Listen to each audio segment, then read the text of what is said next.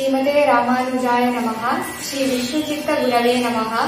श्रीमद्वरवर मुनये नमः।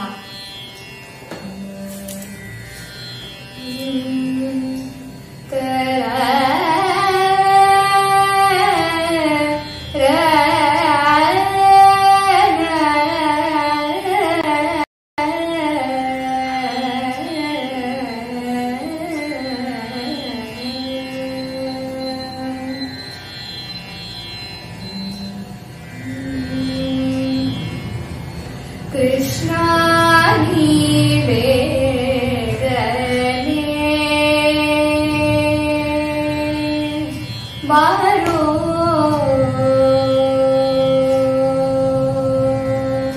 कृष्णा नीवे गने बारो कृष्णा नीवे बारो कृष्णा नीवे गने बारो कृष्णा नीवे गने बारो बारो बारो कृष्णा नीवे बारो बारो बारो कृष्णा नीवे गने बारो कृष्णा नीवे गने बारो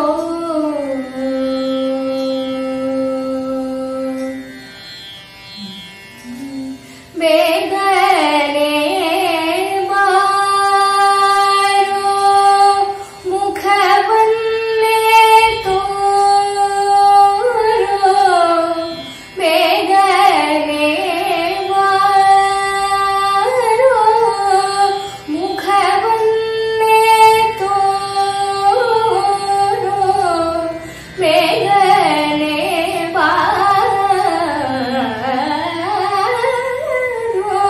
मुखवन्ने तोरो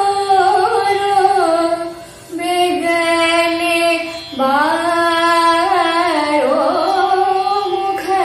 मुखवन्ने तोरो बेगने बारो मुखवन्ने तोरो बेगने बारो मुखवन्ने तोरो बेगने बारो मुखवन्ने तोरो कृष्णा नीवे गने बारो बारो बारो कृष्णा नीवे गने बारो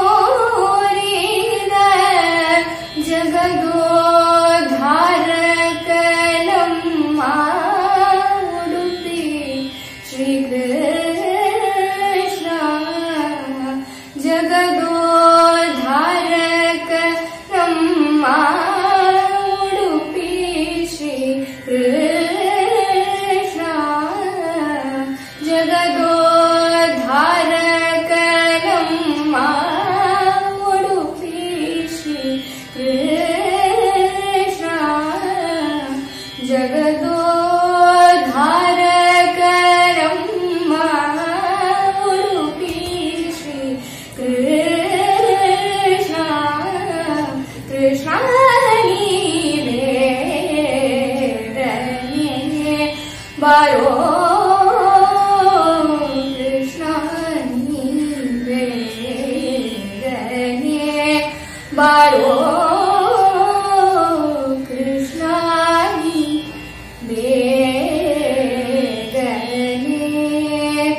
बारो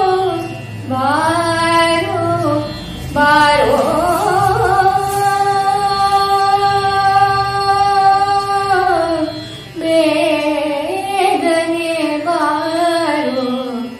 बारो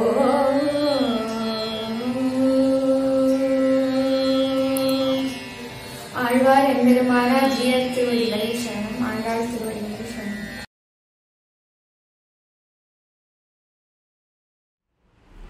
ஸ்ரீமதே ராமானுஜாய நமஹ. ஸ்ரீமத் வரவரமுனியே நமஹ. சதர்த்த சங்கிரகம் என்னும்படியான தலைப்பிலே 15 உபன்யாசங்கள் பல மகனியர்களாலே நிகழ்த்தப்பெற்று வருகிறது.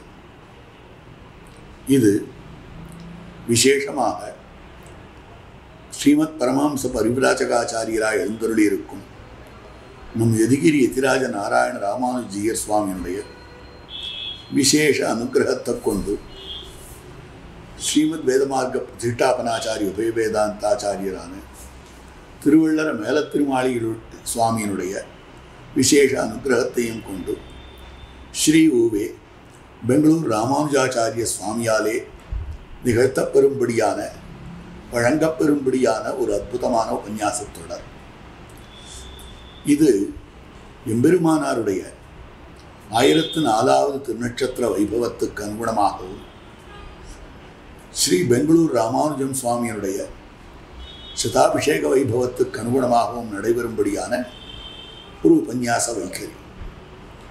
ஓரோ நாளும் ஓரோ விலட்சண அதிகாரி விஷயவிநியாசங்களை பண்ணி கொண்டிருக்கிறார்கள்.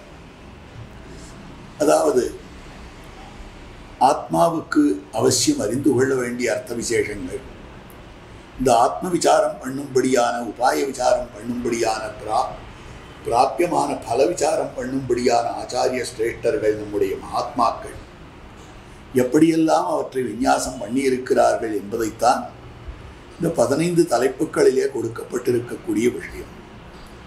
அந்த கிரமத்திலே இன்றைய தினம் உபன்யாசத்தை அனுகிரகிக்க இருக்கிறவர் ஸ்ரீமத் வேதமார்க்க பிரதிஷ்டாபனாச்சாரிய உபயவேதாந்தாச்சாரியரான ஸ்ரீ பராசர பத்ரிநாராயண பட்டர் சுவாமி.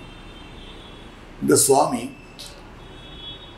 ஸ்ரீரங்கேச புரோஹிதா என்னும்படியான அந்த ஒரு விசேஷ கைங்கரியத்தை ஜன்மசித்தமாக பெற்றிருக்கக்கூடிய திருவரங்கத்தெம்பெருமான் திவ்யாஸ்தானத்தினுடைய ஸ்தலத்தாராக எழுந்தருளி இருக்கக்கூடியவர்.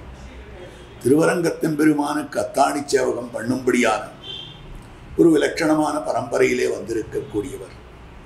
திருவரங்கத்தெம்பெருமானுடைய குழந்தையாகவே பாவிக்கப்பட்டிருக்கிறவராக, திருவரங்கத்தெம்பெருமானாலேயே குழந்தையாக தம்முடைய பிள்ளையாக ஸ்ரீரங்கராஜ கமலா பதலாளி தத்துவம் என்னும்படியான ஒரு வைபவம் படைத்த பராசர பட்டருடைய திருவம்சத்திலே அவதரித்த சுவாமி பல அர்த்த விசேஷங்களை ஸ்ரீ ஊவே ஸ்ரீரங்கம் நரசிம்மாச்சாரிய சுவாமியினுடைய திருவடிவாரங்களிலே நன்கு அதிகரித்திருக்கிறார். சாஸ்திரார்த்தங்கள் எல்லாம் அதிகரித்திருக்கிறார்.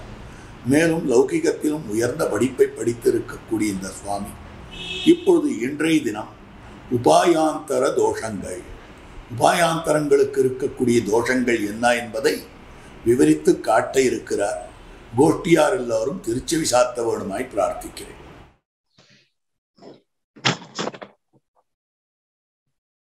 ஆழ்வார் திருவடிகளே சரணம். எம்பெருமானார் திருவடிகளே சரணம். ஜீயர் திருவடிகளே சரணம்.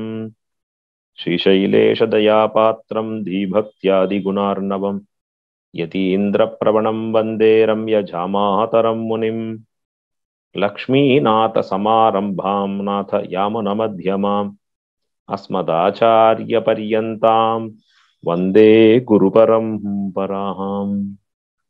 யோ நித்யமச்சுதபதாம்புஜயுக்மருக்ம व्यामोहतस्तदितराणि तृणाय मेने अस्मद्गुरोर्भगवतोऽस्य दयैकसिन्धोः ராமானுஜஸ்ய சரணௌ சரணம் பிரபத்யே. மாதா பிதா யுவதயஸ்தனயா விபூதிः சர்வம் யதேவ நியமேன மதன்வயானாம். ஆத்யஸ்ய நः குலபதேர்வகுலாபிராமம் ஸ்ரீமத்ததங்கிரியுகடம் பிரணமாமி மூர்ಧ್ನா. பூதம் சரஸ்ச மஹதः வயபட்டநாத ஸ்ரீபக்திசார குலசேகர யோகி வாகான் பக்தாஹாங்கிரேணுபரகால யதீந்திரமிஸ்ரான் ஸ்ரீமத்பராம் குஷமுனிம் பிரணதோஸ்மி நித்யம். திருவுக்கும் திருவாகிய செல்வனான திருவரங்கநாதன்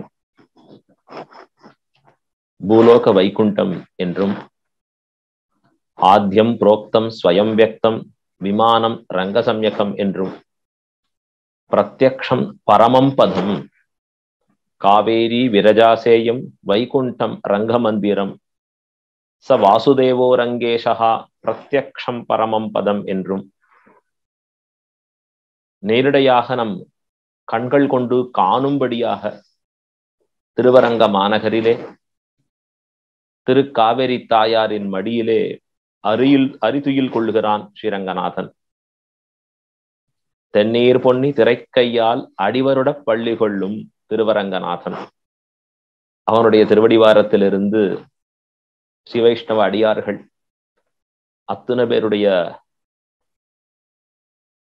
திருவடி கமலங்களுக்கும் பாத கமலங்களுக்கும் அடியனுடைய சிரம் தாழ்ந்த நமஸ்காரங்கள். உலகத்தில் இருக்கக்கூடிய நம்மையெல்லாம் உஜ்ஜீவிப்பிக்கும்படியாக பற்பல உபாயங்களை எம்பெருமான் செய்து போருகிறான்.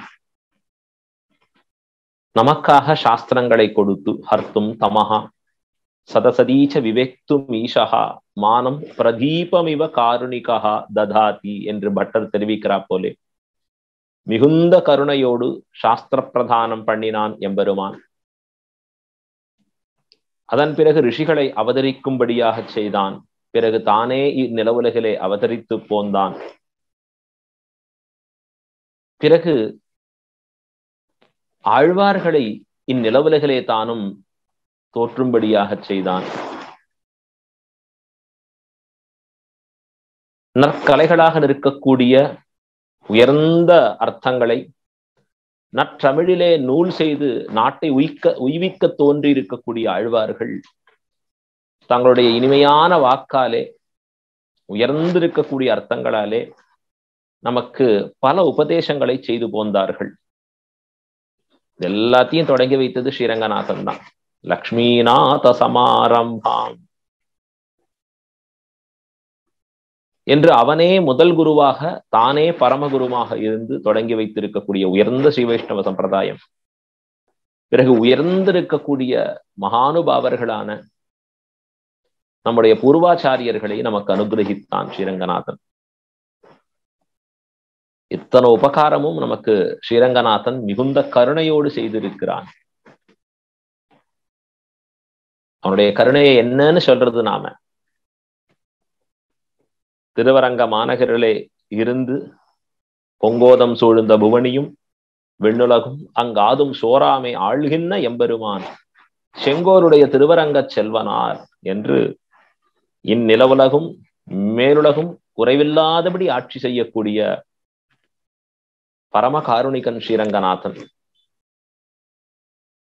அந்த ஸ்ரீரங்கநாதனுடைய பேரருள் நமக்கு கிட்டப்பட்டு இருக்கக்கூடிய ஆச்சாரியர்கள் நாம் உய்வதற்காக நமக்குன்னு வேண்டி பற்பல உயர்ந்திருக்கக்கூடிய சாஸ்திரங்களிலே ஒளிந்து மறைந்திருக்கக்கூடிய அர்த்தங்களை ஆழ்வார்கள் அருளி செயல்கள்ல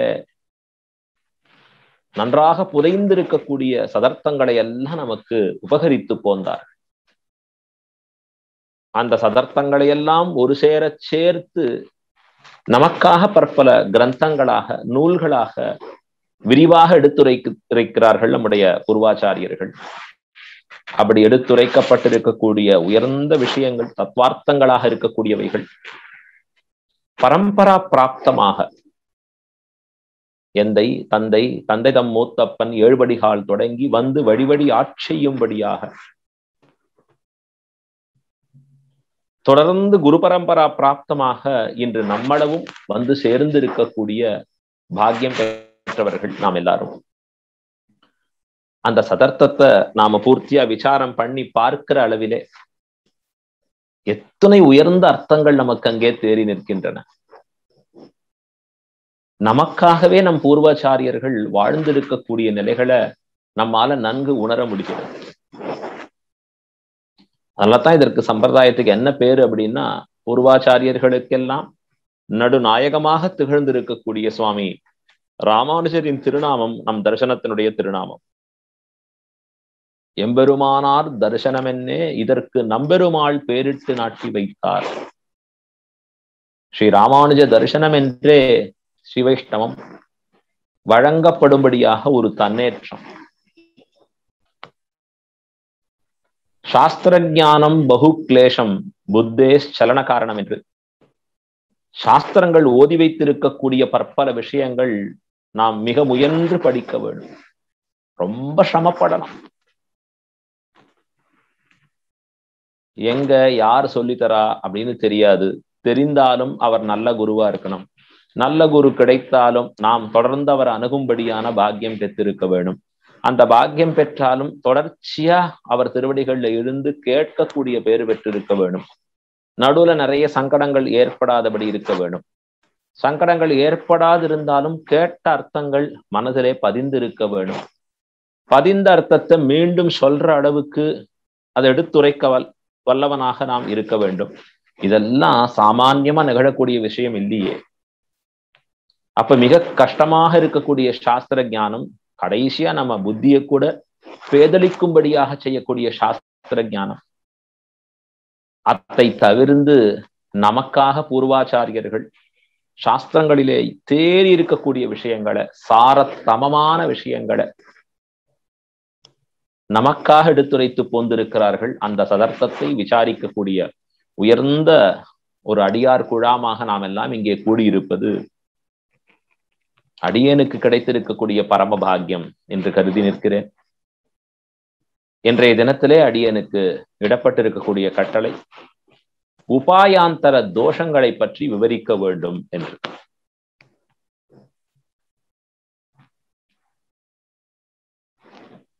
ஸ்ரீ வைஷ்ணவ சம்பிரதாயத்திலே நமக்கு நம்முடைய ஆச்சாரியர்கள் காண்பித்து கொடுத்திருக்கக்கூடிய ஒரு உயர்ந்த மார்க்கம் என்ன அப்படின்னா, யாருக்கும் கிடைக்காததான ஒரு மார்க்கம், பொக்கிஷமான ஒரு மார்க்கம்.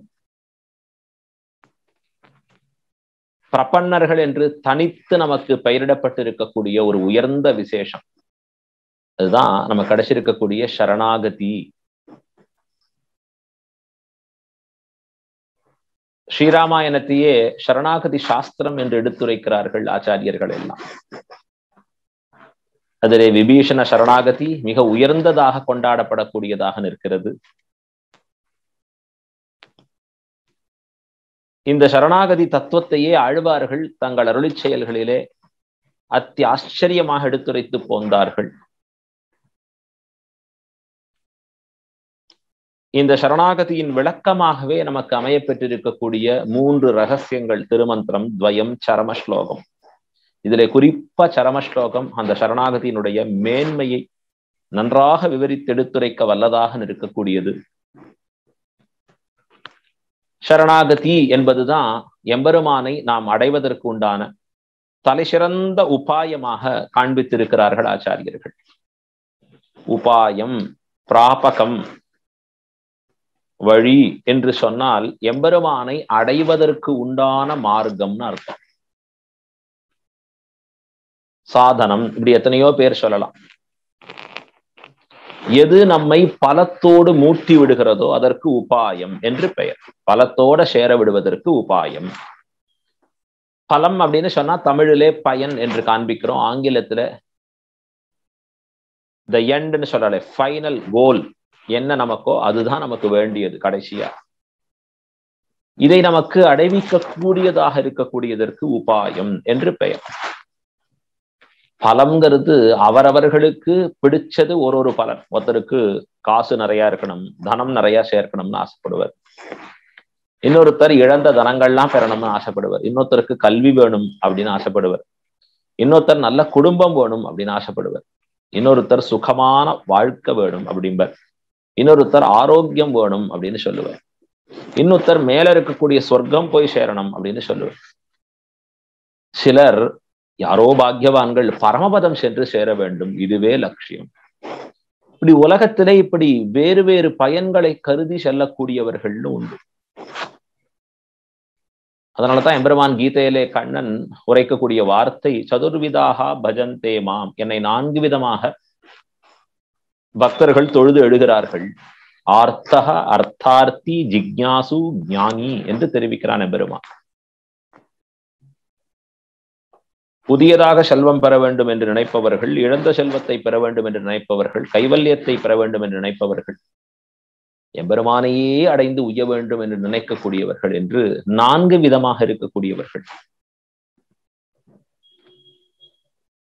இந்த பலத்தை நம்முடைய ஆச்சாரியர்கள் 2ஆக பிரிக்கிறார்கள். இகலோக பலமாக இருக்கக்கூடியது, பரலோக பரமாக இருக்கக்கூடியது. இகலோகத்திலே கிடைக்கக்கூடிய விஷயங்கள் பூஹு, புவஹா, சுவஹா, மகஹா, ஜனஹா, தபஹா, சத்தியம் என்று சொல்லக்கூடிய இந்த 7 லோகங்கள், இதற்கு கீழே இருக்கக்கூடிய அதில் சொல்லி பாதாளம் வரைக்கும் இருக்கக்கூடிய லோகங்கள் உட்பட அதிலே கிடைத்திருக்கக்கூடிய பலன்களை பெறுவது இகலோக பலன்களாக இருப்பதும், நித்தியமாக அழியாததாக என்றும் இருப்பதாக இருக்கிறதிலேயே உயர்ந்த பலனாக சொல்லப்படக்கூடிய மோக்ஷம் என்று சொல்லக்கூடியதை பரலோக பலனாகவும் காண்பிக்கிறார்கள் ஆச்சாரியர்கள். அந்த உயர்ந்திருக்கக்கூடிய மோட்சத்தை அடைவதே லட்சியமாக இருக்க வேண்டும். அதற்காகத்தான் வேதாந்த ஞானத்தை பெறுபவனாக ஆகிறான் அப்படின்னு சொல்றான். பிரம்மசூத்திரத்துல அற்புதமா தெரிவிக்கிறார். அதாதோ பிரம்ம ஜிக்ஞாசா அப்படிங்கிற இடத்துல பிரம்மத்தை பற்றி அறிய வேண்டிய ஆசை இவனுக்கு ஏற்படுகிறது. பிறகு எதனாலே அப்படின்னா, இதனால் உலகிலே இருக்கக்கூடிய பலன்கள் எல்லாம் அல்பமானவைகள் என்றும் அஸ்திரமானவைகள் என்றும் இவன் நன்றாக ஆராய்ந்து புரிந்து கொண்டபடியாலே மகத்தான ஒரு பலன் வேண்டும், ஸ்திரமான ஒரு பலன் வேண்டும். அதற்காக மோட்சத்திலே ஆசை கொள்கிறான். உலகத்துல எது நமக்கு கிடைத்தாலும் பாருங்க, கொஞ்ச நாள் தான் இருக்கும். செல்வம்னு சொல்றா, அதுக்கு பேரே என்ன, செல்வம் விட்டு ஓடிட்டே இருக்கு. சொர்க்கலோகம்னு சொல்றான், அங்க போன உடனே கொஞ்ச நாள் தான். புண்ணியம் தீர்ந்துடுத்தோ இந்திரன் பிடிச்சு தள்ளிடுவான் மேலேந்து கீழே. அப்ப அல்ப பலனாக இருக்கிறது. சரி, அல்பமா இருக்கு, போயிட்டு போறது. ஸ்திரமா இருக்கா, தொடர்ச்சியா கிடைக்குமான்னா இல்ல, கொஞ்சமா தான் கிடைக்கிறது, துக்கத்தோடு கூடியதாகவும் இருக்கு. தொடர்ந்து அது கிடைக்கிறதான்னா இல்ல, எப்ப முடியுமோங்கிற பயம் நமக்கு இருக்கு. அப்ப அஸ்திரமானதாக இருக்கக்கூடியது. ஆனா ஒரு பலன் உயர்ந்ததாகவும் மகத்தானதும் மிக பெரியதாக இருக்கக்கூடியதும் எப்பொழுதுமே இருக்கக்கூடிய நிலை நின்றதாக இருக்கக்கூடிய ஒரு பலன் கிடைச்சதுன்னா எவ்வளவு உயர்ந்தது. இதுதான் மோட்சம் என்று பெயர். அந்த மோட்சமாகிற உயர்ந்த பலத்தை அடைவதற்காக சாஸ்திரம் நமக்கு பல வழிகளை சொல்லிக் கொடுக்கிறது. யஜ்ஞேன தானேன தபசா அநாசகேன அப்படின்னு எத்தனையோ விவரிக்கிறது சாஸ்திரம், எதையோ சொல்றது. பகவத்கீதையில எம்பெருமான் அதை பலவாறாக உபதேசித்து நிற்கிறான். பல யோகங்களை உபதேசிக்கிறான் தன்னை அடைவதற்கு. கர்ம யோகம், ஞான யோகம், பக்தி யோகம் என்று இப்படி பற்பல உபாயங்களை உபதேசித்து போருகிறான். தேர்தட்டிலே அர்ஜுனனை அமரச் செய்து தான் கையும் உழவுகோலுமாக பிடித்துக் கொண்டிருக்கக்கூடிய நிலையிலே, அர்ஜுன சாரதியாக இருக்கக்கூடிய வேஷத்திலே, மகாபாரத போரின் நடுவிலே கலங்கி இருக்கக்கூடிய புத்தியுடைய அர்ஜுனனுக்கு பகவானுடைய உபதேசம். போர் பண்ண மாட்டேங்கிறான், பண்ணு அப்படின்னு சொன்னா போறோம். ஆனா கிடைச்சாங்கிறதுக்காக அர்ஜுனனை பிடிச்சு என்னென்ன சாஸ்திரார்த்தங்களை உபதேசிக்க முடியுமோ அத்தனையும் எம்பெருமான் உபதேசிக்கிறான். 700 ஸ்லோகங்கள் பகவத்கீதை கிடைக்கப் பெறுகிறது நமக்கெல்லாம்.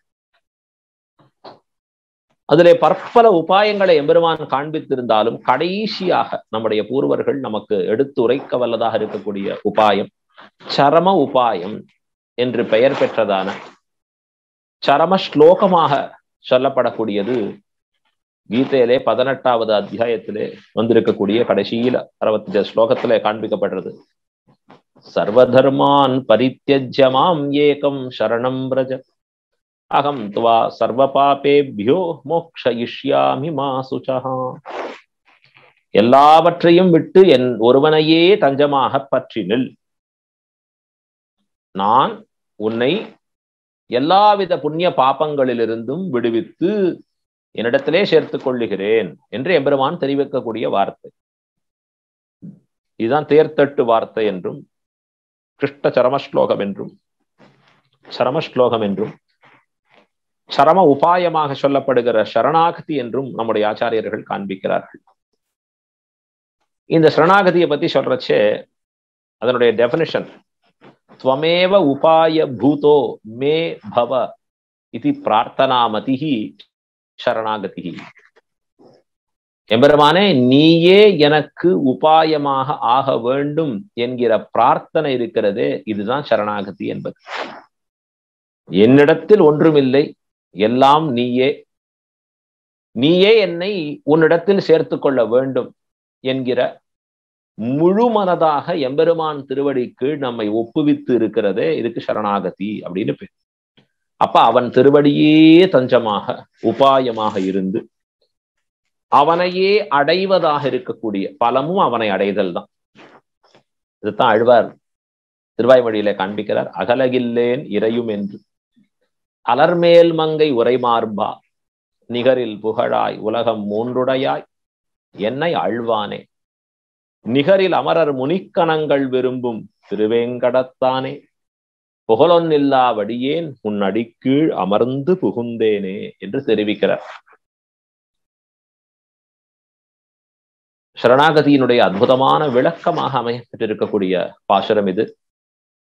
ஆழ்வார் திருவேங்கடமுடையானிடத்திலே சரணாகதி செய்து போந்தார். ஞஸ்தபரராக ஆகி கிடக்கிறார். அகிஞ்சனஹா அனன்யகதிஹி அசரண்ய சரண்யாம் அப்படின்னு சொல்லி உன்னுடைய திருவடியே தஞ்சம் என்று பற்றி இருத்தல். அப்ப எம்பெருமான் திருவடியே தஞ்சமாக பற்றி இருக்கக்கூடிய நினைவுக்கு சரணாகதி அப்படின்னு பேரு, சரமோபாயம்னு பேரு.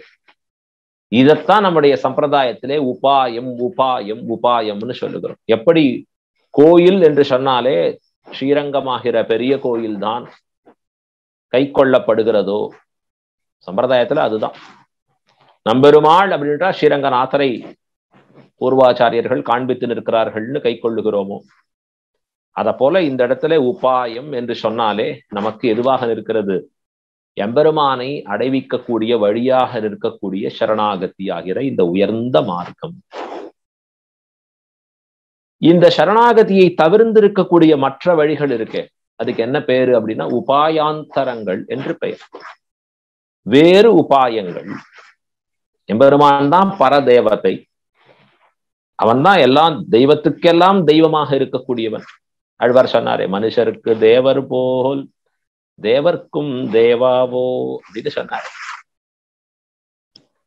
எல்லாருக்கும் அயர்வரும் அமரர்கள் அதிபதி எவன் என்று காண்பிக்கிறபடி முதல்வனாக விற்றிருக்கக்கூடிய பரமாத்மா மனிதர்களுக்கு தேவர்கள் போல தேவர்களுக்கும் தேவனாக விளங்கி இருக்கக்கூடிய பரம்பொருளான ஸ்ரீமன் நாராயணன். அத போல அந்த தேவதைன்னு சொன்னா அவனைத்தான் நாம சொல்றோம் ஸ்ரீ வைஷ்ணவர்கள். மற்றவைகள் பார்த்தா தேவதாந்தரங்கள் அப்படின்னு பேர். சிறு சிறு தெய்வங்கள், எத்தனையோ தேவதைகள் எம்பெருமான் படைச்சு வச்சிருக்காங்க. நான்முகனை நாராயணன் படைத்தான், நான்முகனும் தான்முகமாய் சங்கரனைத்தான் படைத்தான். நாராயணன் மூலமா எத்தனை பேர் படைக்கப்பட்டா? நாராயணாத் பிரம்மா ஜாயதே, நாராயணா ருத்ரோ ஜாயதே, நாராயணாதிந்திரோ ஜாயதே என்று இத்தனை தேவதைகள் எம்பெருமான் மூலமாக படைக்கப்பட்டிருக்கிறார்கள். அவர்களுக்கெல்லாம் தேவதாந்தரங்கள் என்று பெயர். எம்பெருமானை ஒழிந்திருக்கக்கூடிய தேவதைகள் இவர்கள் எல்லாம். அது போல உபாயாந்தரங்கள் என்றால் சரணாகதி எம்பெருமானுடைய திருவடியே தஞ்சம், எம்பெருமானே உபாயம், அவன் திருவடி ஒழிய நமக்கு வேறு புகழ் இல்லை என்று இருக்கக்கூடிய நினைவை தவிர்ந்திருக்கக்கூடியவைகள் உபாயாந்தரங்கள். கர்மாதி உபாயங்கள்னு அர்த்தம். கர்மயோகமோ ஞான யோகமோ பக்தி யோகமோ இது முதலாக சொல்லப்படக்கூடிய உபாயங்களுக்கு தான் உபாயாந்தரங்கள் என்று பெயர். இந்த கர்மயோகம் முதலானவைகள் சொல்லப்படுகிறது, ஞான யோகம் சொல்லப்படுறது, பக்தி யோகம் சொல்லப்படுறது. இந்த உபாயாந்தரங்கள் எல்லாம் ஸ்ரீ வைஷ்ணவர்களாகிற ராமானுஜ தாசர்களாகிற நமக்கு ஏற்குமா அப்படின்னா இல்லை. அதெல்லாம் தியாஜ்யங்கள், பரிபூர்ணமாக விடத்தக்கவைகள் அவைகள். முழுவதுமாக விட்டுதான் எம்பெருமானை நாம் பற்ற வேண்டும். சர்வ தர்மான் பரித்யஜ்ய மாம் ஏகம் சரணம் பிரஜ. ஒரு கண்டிஷனோட சொல்றார் எம்பெருமான். அப்படின்னா என்ன அர்த்தம் கண்டிஷன் அப்படின்னா, தியஜ்ய என்பதாலே ஸ்நாத்வா புஞ்சீத என்னுமா போலே. ஸ்நாத்வா புஞ்சீத அப்படின்னா குளித்து விட்டே சாப்பிட வேண்டும். சுவாமி சாப்பிட்டுட்டு குளிக்கலாமா? சுவாமி முதல்ல சாப்பிடுறேன், குளிக்காம கூட விட்டுடலாமா? குளிச்சுட்டே சாப்பிடலாமா? இப்படி 1000 கேள்வி கேட்டா என்ன பதில் சொல்றது? இல்ல, ஸ்நாத்வா புஞ்சீத. தத்வா பிரத்யம் என்ன காண்பிக்கிறது அப்படின்னா, கண்டிப்பா குளிச்சுட்டு தான் சாப்பிடணும் அப்படின்னு தெரிவிக்கிறது. Only after bathing you should take meals அப்படின்னு அர்த்தம். அப்ப இந்த இடத்துல பரித்யஜ அப்படிங்கறதால என்ன சொல்ல வர்றார் அப்படின்னா, விட்டே பற்ற வேண்டும். பற்றின பிறகு விடலாமா? பற்றி கொண்டே விடலாமா? விட்டுண்டே பற்றலாமா? இப்படின்னு கேள்வி எழுந்தா இல்ல, விட்டே பற்ற வேண்டும். மற்ற உபாயங்களை பூர்த்தியாக விட்டே பற்ற வேண்டும். எம்பெருமான் திருவடிகள். ஏன் சுவாமி நான் மற்ற உபாயங்களும் பிடிச்சுட்டு இருக்கேன், எம்பெருமானையும் பற்றுகிறேன் அப்படின்னு சொன்னா, அப்ப நமக்கு இன்னும் பூர்த்தியா அந்த சரணாகதி தத்துவத்தை பத்தி அறியவில்லை. இல்லைன்னா இந்த உபாயாந்தரங்களாக சொல்லப்படக்கூடியவைகளுடைய தோஷங்கள் நமக்கு தெரியவில்லை. நாம எப்பொழுதுமே மற்றவர்கள் தோஷங்களை பார்ப்பதில்லை. ஸ்ரீ வைஷ்ணவர்கள் பரதோஷத்தையும் ஸ்வதோஷமாக கொண்டு செல்பவன். உலகத்துல ஏதோ வார்த்தை சொல்லுவா, குற்றம் பார்க்கில் சுற்றம் இல்லை அப்படின்னு சாமான்யமா சொல்லக்கூடிய வார்த்தை. ஆனா ஸ்ரீ வைஷ்ணவன் இருக்கக்கூடிய நிலைய சீவச்சன பூஷணம் அதுல படலோகாச்சாரியர் தெரிவிக்கிறார். குற்றம் செய்தவர்கள் பக்கள் பொறையும் கிருபையும் சிரிப்பும் உகப்பும் உபகார ஸ்மிருதியும் நடக்க வேணும் அப்படின்னு தெரிவிக்கிறார். குற்றம் செய்தவர்கள் பக்கத்திலே நாம் இவ்வளவு நற்குணங்களோட நாம் இருக்க வேண்டும் என்று காண்பிக்கிறார்கள். நானேதான் ஆயிடுகிற இடத்துல இல்லாத குற்றத்தை சொன்னாலும் கூட அதை மறுக்காதபடி ஸ்வீகரித்தல் என்பது வைஷ்ணவ லட்சணமாக காட்டப்பட்டிருக்கிறது. அப்படி இருக்கிறச்சே உபாயாந்தர தோஷங்கள்னு சொல்றாளே, அது தோஷங்கள் சொல்லலாமா அதற்கு அப்படின்னா ஆமா, சொல்லித்தான் தீரன். ஏன்? இந்த உபாயத்தினுடைய வைபவம், பகவானே உபாயம் என்று இருக்கக்கூடிய இதனின் சீர்மை நமக்கு உணரப்பட வேண்டும் என்றால் இந்த உபாயாந்தரங்களுடைய தோஷங்கள் என்னென்ன இருக்குன்னு நாம் அறிந்து நிற்க வேண்டும். அப்பதான் அந்த உபாயாந்தரங்களை விடுதலும் எம்பெருமானே உபாயமாக அவன் திருவடிகளை பற்றுதலையும் நாம் செய்யும்படியானவர்களா இருக்கும். 2 பாத்திரத்துல ஏதோ கொண்டு வரா, சுவாமி ஸ்வீகரிக்கிறதா அப்படின்னா என்ன கொண்டு வந்திருக்கு? ஒண்ணுல பால் இருக்கு, ஓ சந்தோஷம். இன்னொன்னுல என்ன இருக்கு? விஷம் இருக்கு. ஐயோ விஷமா, வேண்டாம் அப்படின்னு தள்ளுறோம். ஏன்? அது எனக்கு கேடு விளைவிக்க கூடியது. விஷம்ங்கிறது என் உயிரையே எடுத்துடும், எனக்கு நோயை உண்டாக்கிடும். இப்படி எதையோ எனக்கு கெடுதலை உண்டாக்குறச்சே அதை வேண்டாம் என்று தவிர்க்கிறேன். பால் எடுத்துக்கிறேன், ஏன்? அது எனக்கு நல்லதை பண்றது, எனக்கு உகந்ததா இருக்கு. ஆகையாலே அதை நான் உட்கொள்ளுகிறேன், ஸ்வீகரிக்கிறேன். அப்ப அந்த விஷம் என்பது கெடுதலை செய்யும் என்று அதனுடைய தோஷத்தை உணர்ந்தால் தானே விட முடியும். அத போல உபாயாந்தரங்கள் தோஷங்கள் உடையன என்பதை அறிந்தால் தானே அதை விட முடியும். நாம் அதை விட்டால் தானே எம்பெருமானை பற்ற முடியும், பற்றினால் தானே எம்பெருமானையே அடைய முடியும். அதற்காக உபாயாந்தரங்கள் இருக்கக்கூடிய தோஷங்களை நாம் உணர வேண்டும். தோஷங்கள்ங்கிறது என்ன? உபாயாந்தரங்கள் அப்படின்னா எம்பெருமானுக்குண்டான மேன்மைகள் தான் உபாயாந்தரங்களுக்கு உண்டான தாழ்ச்சி. உபாயத்துக்கு உண்டான பெருமைகளே உபாயாந்தரங்களுக்கு அதற்கு இல்லாத பண்புகளாக, அதற்கு கீழே இருக்கக்கூடிய தாழ்ந்த குணங்களாக மாகி நிற்கின்றன. அப்படின்னா உபாயத்தினுடைய பெருமையை தெரிஞ்சாலே போரும், உபாயாந்தரத்தினுடைய தோஷம் தானே பட்டு நிற்கும். உயர்வர உயர்நலம் உடையவன் எவனவன் அப்படின்னு சொல்றச்சே ஆழ்வார் எப்படி சொல்றாராம்? அடிக்கடி நம்ம ஆச்சாரியர்கள் சொல்லுவார், பெரியோர்கள் எல்லாம். அந்த இடத்துல குணமில்லை, விபூதி இல்லை, எம்பெருமானுக்கு எதுவும் இல்லை, இல்லை ரூபம் இல்லை, இப்படி எல்லாம் சொல்றாரோ இல்லையோ, அவர்கள் மிடற்றை பிடித்தார் போலே ஆழ்வார் அருளி செய்வதே. தொடங்குற செய்ய ஆழ்வார் இப்படி காண்பிக்கிறாரு. என்ன ஆச்சரியம் அது!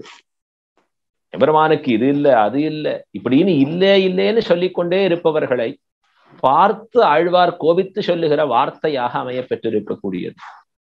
இருக்கு இருக்குன்னு சொல்ற செய்ய இல்லை இல்லைங்கிறவர்கள் வாய் அடைத்து நிற்கிறார்கள். இதை ஸ்தாபனம் பண்ண அது தானே கீழே குறைந்து போய் நிற்குமா போலே. இந்த இடத்துல உபாயத்தினுடைய கௌரவம் ஏற்றம் தெரிய தெரிய தெரிய உபாயாந்தரங்களின் தோஷம் தானே தோன்றி நிற்கும்படியாக இருக்கு. உபாயாந்தரங்களுடைய தோஷம் நன்றாக பட்டும் உபாயத்தினுடைய மேன்மை அது நன்றாக மனதிலே பதிந்திருக்கிறச்சேதான் நாம எம்பெருமான் திருவடியை நன்றாக உறுதியாக பிடித்திருக்க முடியும். எம்பெருமானை பெறுவதற்கு நம்ம கிட்ட ஒன்றுமே வேண்டாம், கையில ஒன்றும் இல்லை அப்படி சொன்னா போறோம். ஆகிஞ்சன்யமும் அனன்ய கதித்வமும்னு தெரிவிக்கிறார். ஆகிஞ்சன்யம்னு சொன்னா ஒன்றும் இல்லை, கைமுதலின்மைன்னு அர்த்தம். அனன்ய கதித்வம் என்று சொன்னால் வேறு புகழற்றவன். ஆழ்வார் சொல்றாரு இல்லையா, களைவாய் துன்பம் களையாதொழிவாய் களைகன் மற்றிலேன். எம்பெருமானே, என் துன்பத்தை நீயே களைந்தால் உண்டு, இல்லை நீ களையவில்லை என்றால் எனக்கு வேறு ஒரு புகழ் இல்லை, நான் அவ்வளவுதான் கஷ்டப்பட வேண்டித்தான். இப்படித்தானே ஆழ்வாருடைய நிலை காட்டப்படுகிறது. இப்ப பிரபன்னர்கள் அப்படித்தானே, எம்பெருமானா பார்த்து கிருப பண்ணா உண்டு, இல்லைன்னா இல்லை, வேறு புகழற்று இருக்கக்கூடிய அவன் திருவடியே தஞ்சமாக பற்றி இருக்கக்கூடிய உயர்ந்த நிலை. அதுல என்ன வேணும் சரணாகதியிலன்னா, எம்பெருமான் திருவடியில இருக்கக்கூடிய மகா விஸ்வாசம் வேணும். அந்த இடத்துல பேரு தப்பாதென்று துணிந்திருக்கையும் லோகாச்சாரியர் சுவாமி சாதிக்கிறார். பேரு தப்பாது, என்றைக்கும் எனக்கு கிடைத்தே தீரும் என்கிற ஒரு நிச்சய ஞானம், அத்தியவசாயம் என்று பெயர். உறுதிப்பாடு, நம்பிக்கையை காட்டிலும் உயர்ந்ததா இருக்கக்கூடிய சொல்லது உறுதிப்பாடு என்பது. கிடைச்சே தீரும் அப்படிங்கிற ஒரு உறுதிப்பாடு இருக்க வேண்டும். அப்படி இருந்தா அதுதான் அவனுக்கு பிரயோஜனகரமான விஷயம். வேற எதுவும் வேண்டாம். இவனுக்கு வேற தகுதிகள்லாம் நிறைய வளர்த்துக்கணுமானா வேண்டாம், சரணாகதி செய்கிற பொழுது. அப்ப இந்த உறுதிப்பாடு வரணும்னு சொன்னா என்ன தேவையாகிறது? உபாயாந்தரங்களிலே சொல்லப்படுகிற தோஷங்களும் உபாயத்தினுடைய சீர்மையும் பிரபன்னனுடைய நெஞ்சிலே பட்டு உறுதியாக நிற்க வேண்டும். தேவதாந்தரங்களுடைய தாழ்ச்சி தெரிகிற பொழுதுதானே தேவதாந்தரம் போக வேண்டாம் நாம அப்படின்னும் எம்பெருமான் திருவடியே தஞ்சமாக பற்றியிருப்போம்ங்கிறதையும் நாம முடிவு பண்ணுகிறோம். எல்லாரையும் படைத்தவன் இவன் தானே, எம்பெருமான் தானே படைத்தான். தேவும் எப்பொருளும் படைக்க பூவில் நான்முகனை படைத்த தேவன் எம்பெருமானுக்கு அல்லால் பூவும் பூஷணையும் தகுமே அப்படின்னு கேட்டாரு திருமலை நம்பி. இந்த பெரிய திருமலை நம்பியுடைய திருவாக்க கேட்டுதானே உலம் கை கொண்ட நாயனாரா இருந்த எம்பார் மறுபடி நம் சம்பிரதாயத்துக்கு வந்து சேர்ந்தார்.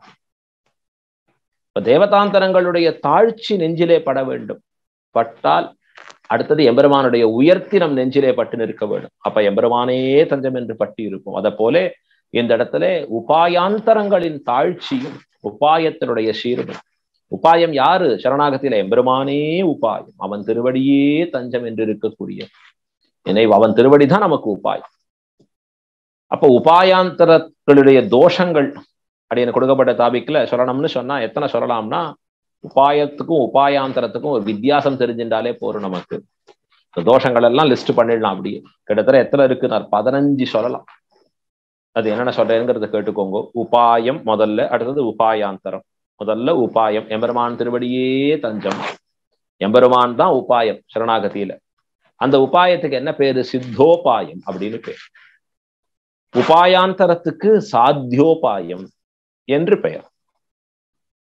அடுத்தது இரண்டாவது எம்பெருமான் திருவடியே உபாயம் என்று இருக்கக்கூடியச்சு யாரை பற்றி இருக்கோம்? நாம் பரமச்சேதனான எம்பெருமானை பற்றி இருக்கோம். மற்ற உபாயங்கள் இருக்க இந்த உபாயாந்தரங்கள் அவைகள்லாம் எப்படி இருக்கு? அச்சேதனங்களாக இருக்கக்கூடியவைகள்.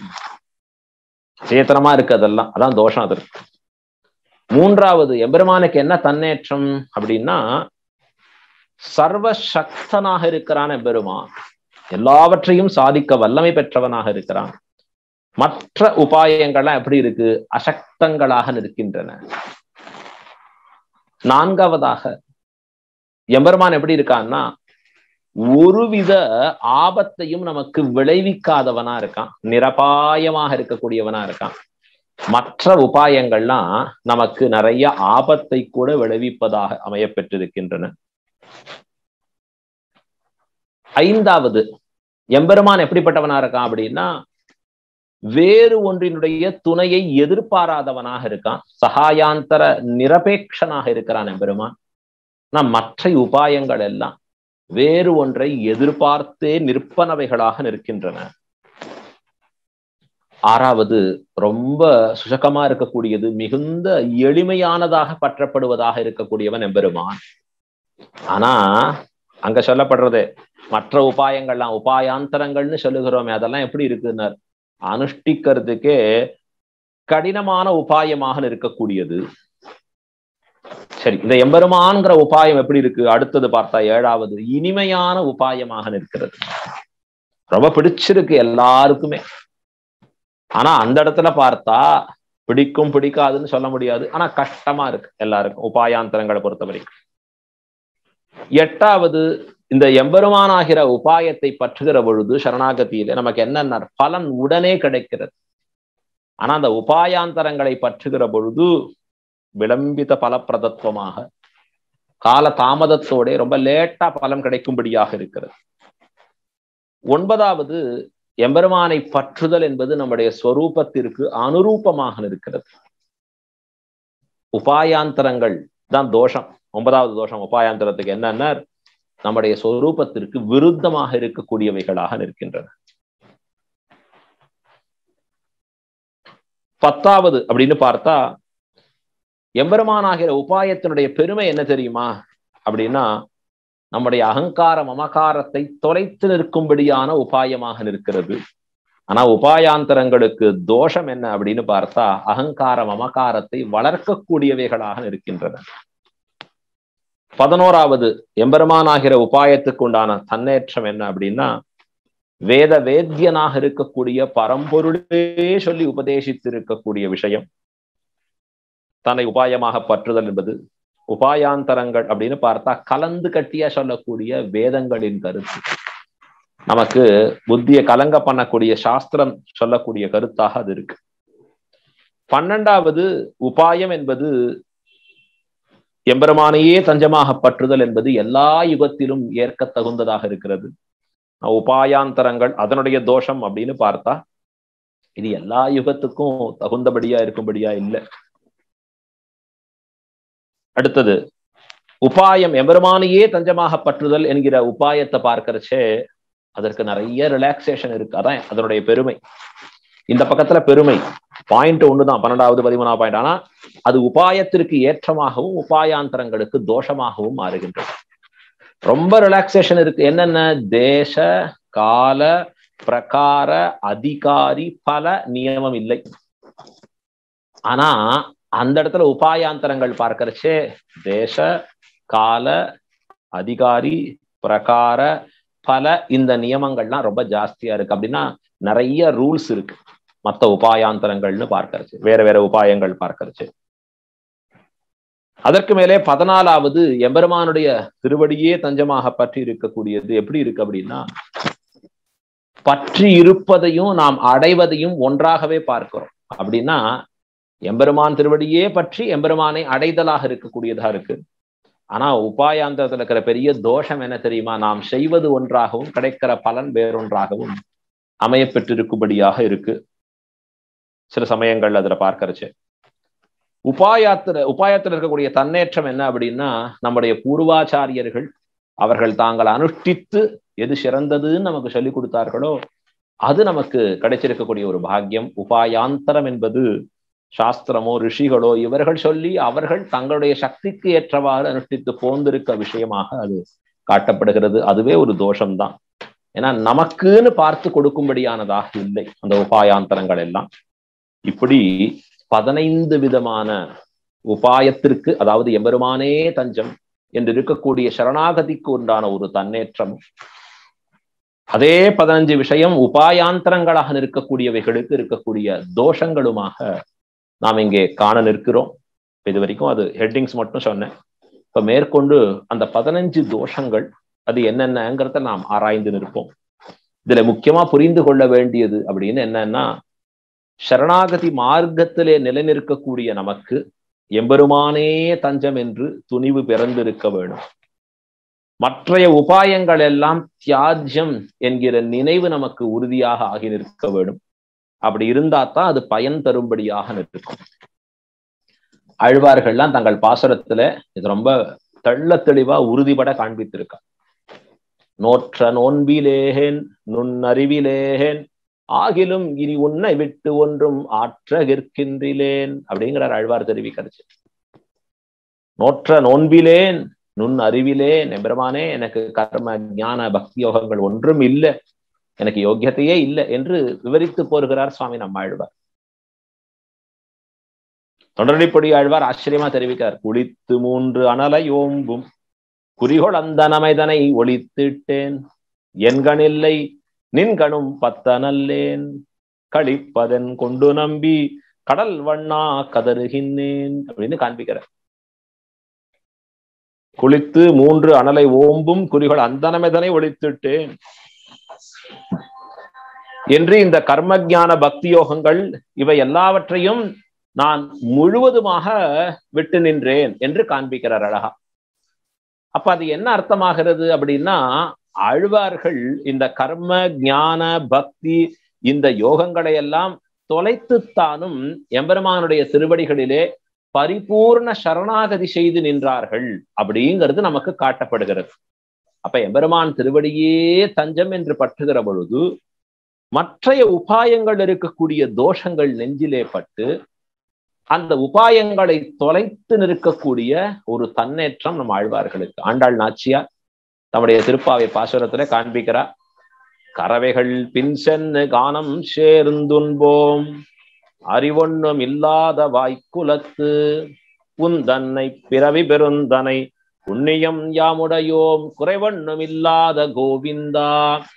கறவைகள் பின் சென்னு கானம் சேர்ந்து உண்போம் என்று காண்பிக்கிறார்.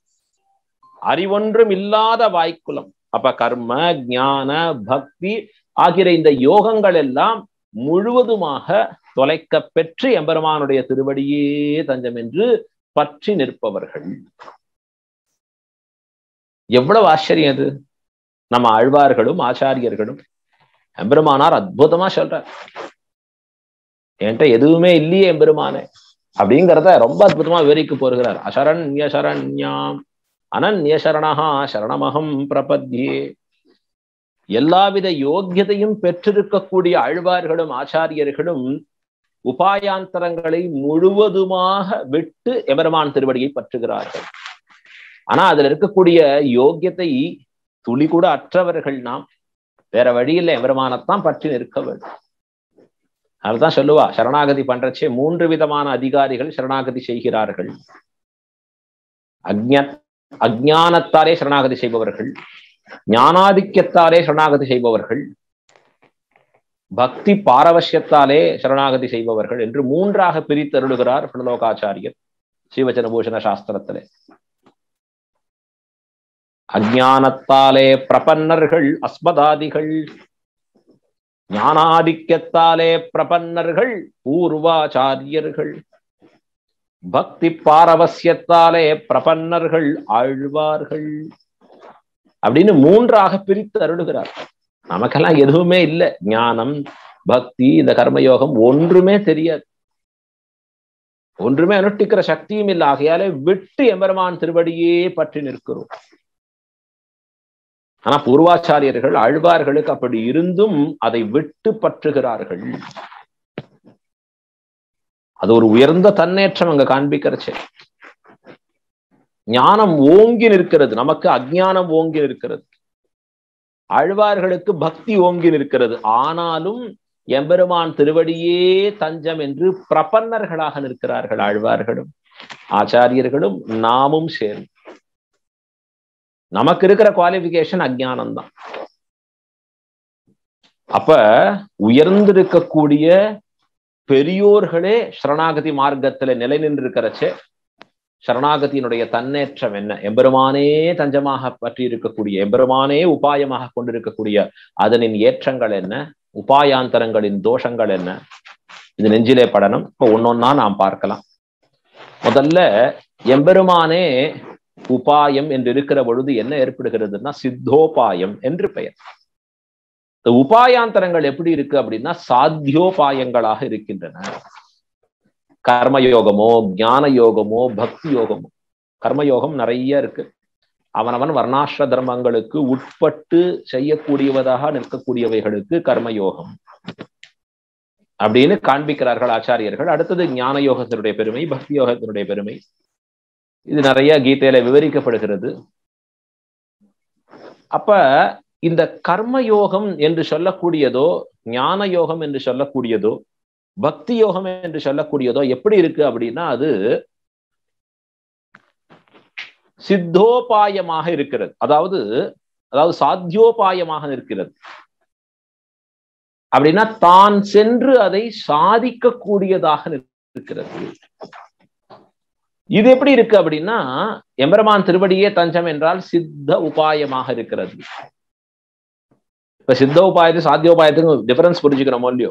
அப்படின்னா துணிய கடையிலேந்து வாங்கி வந்து துணி கடையில கிடைக்கக்கூடிய துணிகள் ஷர்ட் பிட்டு பேண்ட் பிட்டுலாம் சொல்றாளோ இல்லையோ, அதை வாங்கி கொண்டு வந்து இவன் எடுத்துட்டு போய் டெய்லர்கிட்ட கொடுத்து இவனுடைய அளவுகள் எல்லாம் கொடுத்து அவர் தைச்சு, அதுவும் தூங்காம தைச்சு தப்பில்லாம தைச்சு குறைகள் வராதபடி தைச்சு அதை நமக்கு கொடுத்த பிறகு அதை நாம போட்டு பார்த்து ஓ சைஸ் எல்லாம் கரெக்டா இருக்கே பரவாயில்லையே அப்படின்னு நினைச்சுக்கிறது இருக்கு பாருங்க. இது எவ்வளவு சமமான காரியம். மற்றதெல்லாம் உபாயாந்தரங்கள் எல்லாம் எப்படி இருக்கு அப்படின்னா சாத்தியோபாயங்களாக நாம் சென்று கஷ்டப்பட்டு முயன்று சாதிக்க வேண்டியவைகளா இருக்கு. ஆனா எம்பெருமான்கிற உபாயம் இருக்கான் எப்படி இருக்கான்னா சித்தோபாயமாக இருக்கிறான். நாமெல்லாம் எப்ப எடுத்துப்போம்னு காத்துட்டு இருக்கான். ரெடிமேட் ஷர்ட் மாதிரி நேரா போறோம், கடையில பார்க்கிறோம், ரொம்ப நல்லா இருக்கே அப்படின்னு சொல்லி கொண்டு வந்து மாட்டிக்கிறோம், போயிட்டே இருக்கும். அவ்வளவுதான். இன்னைக்கு நமக்கு எல்லாம் ரெடிமேடா இருக்கிறதானே ஈஸியா இருக்கு. ஹவுஸும் ரெடிமேடா வேணுங்கிறான், போனும் ரெடிமேடா வேணுங்கிறான், குக்குடு ஃபுட்டே ரெடிமேடுங்கிற அழகா. உபாயமாக இருக்கக்கூடிய எம்பெருமான் நமக்கு ரெடிமேடாக இருக்கக்கூடியவராக நாம் சென்று அவரை ஸ்வீகரித்தால் அது கூட வேண்டான்னு. அப்படின்னா என்ன அர்த்தம் தெரியுமா? எம்பெருமான் உன்னை ஸ்வீகரிக்கிற பொழுது வேண்டாம் என்று சொல்லாது இரு, அது போரும்னு. அதுதான் அவன் நம்மை அங்கீகரிக்கிறேன்னு எடுத்துக்கிறச்சு. அதான் சரணாகதிங்கிறத காண்பிக்கிற. அந்த அங்கீகரிக்கிற பொழுது நாம நானே பாத்துக்கிற நீ வேண்டாம் அப்படின்னு சொன்னோம்னா அது போச்சு. அப்படி சொல்லாத இருக்கிறது இருக்கே அதுவே சரணாகதி ஆகிறது. பகவத் பிரவிற்த்தி விரோதி ஸ்வப்பிரவிற்த்தி நிவிற்த்தி ரேவ சரணாகதி. பகவானுடைய பிரவிற்த்திக்கு இடைஞ்சலாக இருக்கக்கூடிய நாம் நம்முடைய தன் முயற்சி சுயமுயற்சியாக செயல்படக்கூடிய விஷயங்களை விட்டாலே சரணாகதி. இதைத்தான் நம்ம ஆச்சாரியர்கள் காண்பிக்கிறார். எவ்வளவு எளிமை. நாம் எடுத்துக்க மாட்டோமான்னு காத்துன்னு இருக்கக்கூடிய எம்பெருமான் எங்கே? அதனாலதான் பிராட்டியோட எப்பொழுதும் இருக்கான், சித்தமா இருக்கான். நம்ம எப்ப வேணா நுட்டானம் பண்ணலாம். ஆனா இந்த உபாயாந்தரங்களை எவ்வளவு கஷ்டம் பாருங்க. சாத்திய உபாயமாக இருக்கிறது. நாம் அதை சாதித்து கொள்ள வேண்டும். ஒரு ஹோமம் பண்றான், ஜோதிஷ்டோமம்னு ஒண்ணு பண்றான், இன்னொன்னு பண்றான் அப்படின்னா இவன் சென்று அந்த காரியத்தை செய்ய வேண்டும். ஒரு யோகாபியாசம் பண்ணுகிறான்னா இவன் சென்று முயற்சி செய்து அதை பற்றி நிற்க வேண்டும். ரெடிமேடா இல்ல, அது டெய்லர் மேடா இல்ல. இவன் போய் டெய்லர்கிட்ட கொடுத்து பண்ணிக்கும்படியானதாக இருக்கக்கூடியது. அதுவே இதில் இருக்கக்கூடிய பெரிய கஷ்டம். அடுத்தது பாருங்க, இரண்டாவது எம்பெருமான் அப்படிங்கிறவனை நாம் சரணாகதி பண்ணி அவன் திருவடியே தஞ்சம்னு பற்றிருக்கிறச்சு. அவன் எப்படி இருக்கான்னார் பரமச்சேதனன். அவன் எப்படி இருக்கான்? உயர்ந்திருக்கக்கூடியவனா இருக்கான் அந்த எம்பெருமான். எஸ் சர்வஜ்ஞா சர்வவிது, வேதம் சொல்றது எல்லாம் அறிந்தவனாக, நடந்தது, நடக்கக்கூடியவைகள், நடக்கப் போகிறவைகள் என்று உலகத்தில் இருக்கக்கூடிய எல்லாவற்றையும் அறிந்து தேறினவனாக இருப்பவன். சுவாதீன திரிவித சேதனா சேத்தன ஸ்வரூப ஸ்திதி பிரவிருத்தி பேதம் அப்படின்னு சாதிக்கிறாரே சுவாமி எம்பெருமானார். அப்படி நியமிக்கிற ஆற்றலையும் பெற்றவன், அதற்கு முன்பு எல்லாவற்றையும் அறிந்தவனாகவும் இருக்கிறவன். சர்வஜனா இருக்கான், ஞானத்திலே குறைபாடற்றவன், எல்லாவற்றையும் அறிந்து தேறினவனாக இருக்கு. ஆனா இது இந்த உபாயாந்தரங்கள் எப்படி இருக்கு அப்படின்னா, இதெல்லாம் அச்சேதனங்களாக இருக்கக்கூடியவைகள், அறிவற்றவைகளாக இருக்கக்கூடியவைகள். புரிஞ்சுக்காது, நம்ம பத்தி தெரியாது. இப்ப நெருப்பு இருக்கு, போய் தொட்டுட்டேன் அப்படின்னா சுட்டுடும், அவ்வளவுதான். நான் தொட்டாலும் சுடும், குழந்தை வந்து தொட்டாலும் சுடும். இல்ல ஒரு கத்தி இருக்கு, அதை போய் தொட்டுட்டேன் அப்படின்னா கீறெடுத்துன்னா அது யார் தொட்டு கீறினாலும் ரத்தம் வந்துடும். அதனுடைய சுபாவம் அது. ஏன்னா அது அச்சேத்தனம், அவ்வளவுதான். அறிவின்மையோடு கூடியது. அப்ப அதை பயன்படுத்துகிறவன் மிகுந்த அறிவோடு செயல்பட்டாதான் தப்பிச்சுக்கலாம்.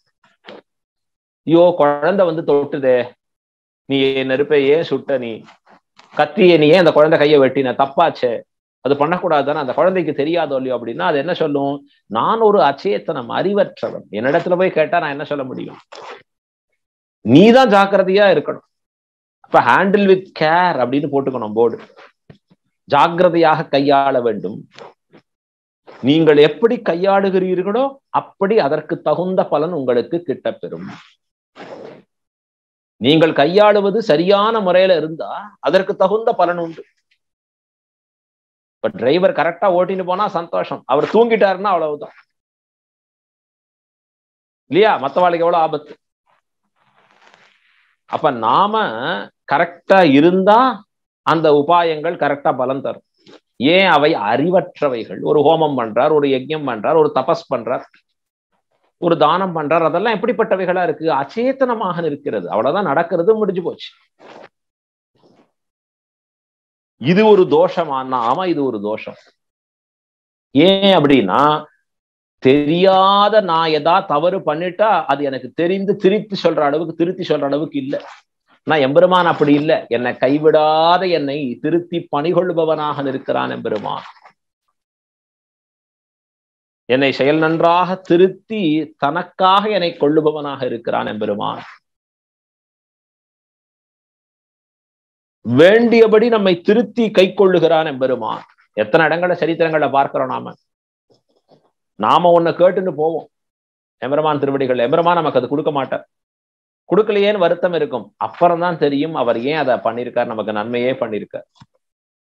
எதை எப்பொழுது எப்படி கொடுக்கணுமோ, ஒரு தாய் குழந்தையை அறிந்து கொடுக்கிறா போலே உலகுக்கெல்லாம் தாயும் தந்தையுமாக இருக்கக்கூடிய எம்பெருமான் நமக்கு வேண்டியதை நன்றாக அறிந்து நமக்கு கொடுப்பவனாக இருக்கிறான். அவன் திருக்கரத்துல இருக்கிற சேஃபர் ஹேண்ட்ஸ் நம்ம பாட்டுக்கு. ஆனா இந்த உபாயாந்தரங்கள் அப்படி இல்லையா? அச்சேதனங்களாக நிற்கக்கூடியவைகள், அறிவற்றவைகள். நான் தான் கரெக்டா பண்ணணும் அதை பண்ணுகிற பொழுது. ஏன்னா சேதனனாக இருக்கக்கூடிய நான் அதை எடுத்து உபயோகிக்கிறேன் என்கிற காரணத்தாலே அறிவு என்கிடத்துல இருக்கு, அதனிடத்துல அறிவு இல்லை. ஆகையாலே நான் கரெக்டா பண்ண வேண்டும்.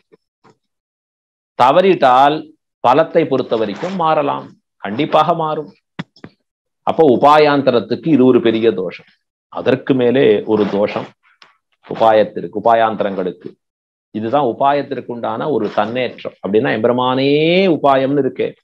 அந்த எம்பெருமான் எப்படி இருக்கான்னார், நமக்கு நல்லதையே செய்பவன் மட்டும் இல்லை, நிரபாயமாய் அப்படிங்கிற. நிரபாயம் என்றால் ஒரு நாளும் நமக்கு ஆபத்துக்களை விளைவிக்காதவனாக இருக்கிறான். ஒரு தாய் கிட்ட ஒரு குழந்தை இருக்குன்னா கையில, ஆபத்து தாய் தனக்கு வரவிட்டுப்பாளே ஒழிய அந்த குழந்தைக்கு ஒரு நாளைக்கும் வரவிட மாட்டான். ஒரு நாளைக்கும் தன்னை பற்றியவர்களுக்கு தீமை செய்யாதவனாக இருக்கக்கூடியவன் எம்பெருமான். என்னுடைய பக்தர்கள் ஒரு நாளும் அழிவதில்லை, அவர்கள் என்றும் காப்பாற்றப்படுகிறார்கள். இதைத்தானே திருப்பி திருப்பி சொல்றான். அனன்யாச்சிந்த எந்தோமாம் ஏஜனா பர்யுபாசத்தே. தேஷாம் நித்யாபியுக்தானாம் யோகக்ஷேமம் வகாம்யகம். நான் வகிக்கிறேன் அவர்களுக்கு. நாமே பக்தோ பிரணஷ்யதி என்று காண்பிக்கிறான். அப்படின்னா எம்பெருமானுடைய பக்தன் ஒரு நாளும் அழிவதில்லை, அவனுக்கு நன்மையே உண்டாகி நிற்கும். பெருமானையே தஞ்சமாக பற்றி இருக்கிறவனுக்கு ஒரு நாளும் தீமை விளைவதில்லை. ஆனா இந்த உபாயாந்தரங்கள் இருக்கு பாருங்க, அதனுடைய பெரிய தோஷம் என்ன தெரியுமா? அபாயத்தோடு கூடியது, கொஞ்சம் டேஞ்சரஸாவும் மாறறதுக்கு வாய்ப்பு இருக்கிறது. எங்கேயாவது அனுஷ்டானம் பண்றச்சே தவறா பண்ணிட்டோம்னு சொன்னா போச்சு, நமக்கு கொடுக்க வேண்டிய பலத்தை மாறாடி கொடுத்து விடும்.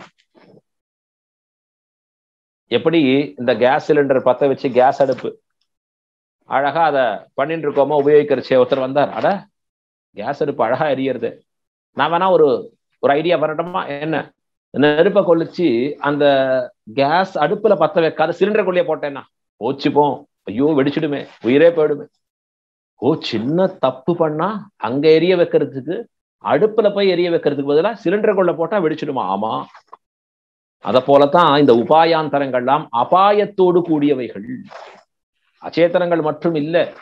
நீங்கள் அதை தப்பா கையாண்டா அதனால உங்களுக்கு ஆபத்துக்களும் விளையும்.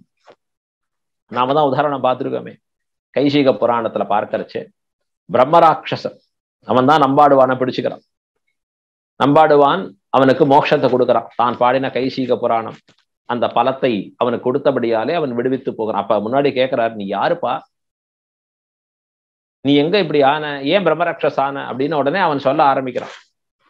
நான் ஒரு பிராமணன் பிறந்தேன், அவன் பேரை சொல்லி நான் இந்த பிராமண குடியில பிறந்தேன், நல்ல வேதங்கள் அத்தியனம் பண்ணி எம்பெருமானுக்கு உகப்பாக இருக்கக்கூடிய பற்பல ஹோம காரியங்கள் மற்றதெல்லாம் பண்ணணுங்கிறதுக்காக பண்றச்சு அதுல நிறைய லோபங்கள், அதாவது நிறைய தவறுகளோட பண்ண ஆரம்பிச்சேன். ஒரு யஜ்ய ஹோமாதிகள் பண்றச்சு அதுல சரியானபடி நடந்து நிற்க வேண்டும், நிறைய தவறுகளை செய்தவனாக நிற்கிறச்சு. அதனால என்ன ஆச்சுன்னா அந்த யஜ்யத்தினுடைய முடிவு ஏற்படுறதற்கு முன்பே நான் மடிந்து போனேன், நான் இறந்துட்டேன். உன் பேர் சோமசர்மான்னு சொல்றான். அதனால என்னாச்சு, அந்த தோஷங்களாலே எனக்கு அடுத்த பிறவியில் இந்த ராட்சசாக பிரம்மராட்சசாக பிறக்கும்படியாக ஆனேன் அப்படின்னு அவன் தன்னுடைய கதையை சொல்றான். அப்ப அது எப்படி இருக்கு அப்படின்னா அபாயத்தோடு கூடியதாக இருக்கிறது. சரியாக பண்ணவில்லை அப்படின்னு சொன்னா போச்சு. அதனால ஏற்படக்கூடிய பலன் என்னவாக இருக்கிறது அப்படின்னா நமக்கு மிகுந்த கெடுதலை உண்டாக்க வல்லதாக இருக்கக்கூடியது அப்படிங்கிறது நமக்கு தேறி நிற்கிறது. அதாவது மிகுந்த கெடுதல்னு சொன்னா இவன் எதை எதிர்பார்த்து இருக்கிறானோ அது கிடைக்கல, போயிட்டு போறது. ஆனால் இவன் எது வேண்டாம் என்று நினைக்கிறானோ அது கூட கிடைக்கும், நரகத்துல கூட கொண்டு போய் சேர்க்கும். பிறவிய தாழ்ந்த பிறவியாக கொடுக்க வல்லதாக அமையப்பெறுமது. இப்படி எல்லாம் ஏற்படுது, ரொம்ப கேர்ஃபுல்லா இருக்கணும். இதோட கூட இன்னொரு தோஷத்தையும் பார்த்துடலாம். இதுல அந்திம ஸ்மிருதி ஆனது இந்த உபாயாந்தரங்களுக்கு அவசியம் வேணும். ஆனா உபாயமாகிற எம்பெருமானுக்கு அந்திம ஸ்மிருதி வர்ஜனம் என்று கடைசி காலத்தில் தன்னை ஸ்மரிக்க வேண்டிய அவசியம் இல்லை. அப்போதைக்கு இப்போதே சொல்லி வைத்தேன், ஆழ்வார் சொல்றாரோ இல்லையோ, பின்னாடி எப்படி இருப்பேன்னு தெரியாது, இப்பயே உன்ட்ட சொல்லி வச்சிடறேன், நீ ஞாபகம் வச்சுக்கோ எம்பெருமானே அப்படின்னு சொல்லி நிற்கிறார். வராக சரம ஸ்லோகம், அற்புதமான ஸ்லோகம். ஸ்திதே மனசி சுஸ்வஸ்தே ஷரீரே சதியோன்னரஹ தாத்து சாமியே ஸ்திதே ஸ்மர்த்தா விஸ்வரூபஞ்ச வாமஜம் ததஸ்தம் பிரியம் ஆனந்து காஷ்டபாஷான சந்நிபம் அகம் ஸ்மராமி மத்பக்தம் நயாமி பரமாம் கதிம். அடே, நீ என்னை ஒரு முறை நினைத்தால் போரும். எப்பொழுது? எல்லாம் உனக்கு சரியா இருக்கிற பொழுது, நம் உடம்புல இருக்கக்கூடிய மூன்றும் நன்றாக இருக்கிற பொழுது என்னை ஒரு முறை நினைத்தால் நீ கடைசி காலத்தில் எப்படி கிடந்தாலும் உன்னை நான் நினைக்கிறேன். அகம் ஸ்மராமி மத்பக்தம். இந்த வராகராயனார் சொல்லுகிற வார்த்தை, பூமி பிராட்டிக்கு கொடுத்திருக்கக்கூடிய திருவாக்கு. அவன் நம்ம நினைச்சுக்கிறேங்கிறான். ஆனா இந்த உபாயாந்தரங்கள் எப்படி தெரியுமானார், கடைசி காலத்துல நமக்கு அந்த உபாயாந்தரத்திலே நினைவு இருக்க வேணும். எதுல பண்ணிட்டு இருக்கோமோ, இந்த கர்மயோகம்னா கர்மயோகத்துல, பக்தி யோகம்னா பக்தி யோகம், அதுல பூர்த்தியாக அதே நினைவு இருக்க வேணும். இல்லைன்னா அந்திம ஸ்மிருதி கொண்டு போய் நம்ம அடுத்த பிறவியில கீழே தள்ளிடும். அதுதான் அபாயமாக முடியும். யாருக்கு அப்படி ஆயிருக்கு? ஆதி பரதருக்கு பார்க்கலாம். இந்த ஆதி பரதர் ஆச்சரியமா எம்பெருமான நினைத்து உருகி தபஸ் பண்ணுபவரா இருந்தார். ஆற்றின் கரையிலே அமர்ந்து தபஸ் செய்கிற பொழுது பெரிய வெள்ளத்திலே ஒரு தாய்மான் அடித்து வரப்படுகிறது. அது அப்பதான் கர்ப்பவதியா வேற இருக்கு. இந்த வர ஆற்றினுடைய போர்ஸ்ல, அந்த வேகத்துல அதற்கு அந்த கர்ப்பத்திலேருந்து உள்ளே குழந்தை பிறகுகிறது. ஒரு சின்ன மான்குட்டி அழகா பிறந்து விடுகிறது. தாய்மான் அடித்து செல்லப்பட்டு பாவம் அதை இறந்து போயிடுது. இப்ப அந்த பிறந்திருக்கக்கூடிய மான்குட்டியை பிடிச்சு கூண்டு வர்றார் கரை ஒதுக்கி. அதை சேர்த்து ஆதிபரதர் அதை வளர்த்து வருகிறார். இரக்கத்தின் அடிப்படையிலே செய்து, கருணையால செய்ய ஆரம்பிச்சது. கடைசியா என்ன எடுத்துனார்? 24 மணி நேரம் அதை பாக்குறதே நினைவா எடுத்தவர். அது என்ன பண்றது, எப்படி விளையாடுறது, எவ்வளவு அழகா இருக்கு. அது எங்கேயா வெளில போச்சுன்னா ஐயோ இன்னும் காணுமே அப்படின்னு அதனிடத்திலே மனசு வைக்கிறது. கடைசியில அவர் தன் உடலை நீர்க்கக்கூடிய, உடலை விடக்கூடிய, இந்த உயிர் பிரியக்கூடிய தருணத்திலேயும் அந்த மான் வெளில போயிருக்கிறச்சே இன்னும் வரலையே அப்படின்னு நினைச்சுட்டே அந்த மானை நினைத்து உயிரை விட்டார். ஆகையாலே ஆதிபரதர் அடுத்த பிறவியிலே தான் மானாகவே பிறந்தார். காரணம் என்ன? அந்திம ஸ்மிருதி இங்கு தேவையாக நிற்கிறது. எதற்கு? உபாயாந்தரங்களுக்கு. நீ எதை நினைக்கிறாயோ கடைசியில அதுவாகவே நீ ஆகிறாய். ஆனா உபாயமாக இருக்கிற எம்பெருமான் தானே சொல்லியிருக்கிற வார்க்கு என்னன்னா, அந்திம ஸ்மிருதி வர்ஜனம். அந்திம ஸ்மிருதியே வேண்டாண்டா. நீ என்ன இப்ப நினைக்காட்டியும் பரவாயில்ல, உன்னுடைய உடல் உள்ளம் எல்லாம் நன்றாக இருக்கிற பொழுது என்னை நினைத்தாயோ இல்லையோ, என்னிடத்துல சரணாகதி பண்ணியோ இல்லையோ, அதுவே எனக்கு போதும்படியான விஷயம் என்று எம்பெருமான் தெரிவித்து போகிறான். அப்ப நிரபாயமாக இருக்கிறான் எம்பெருமான்.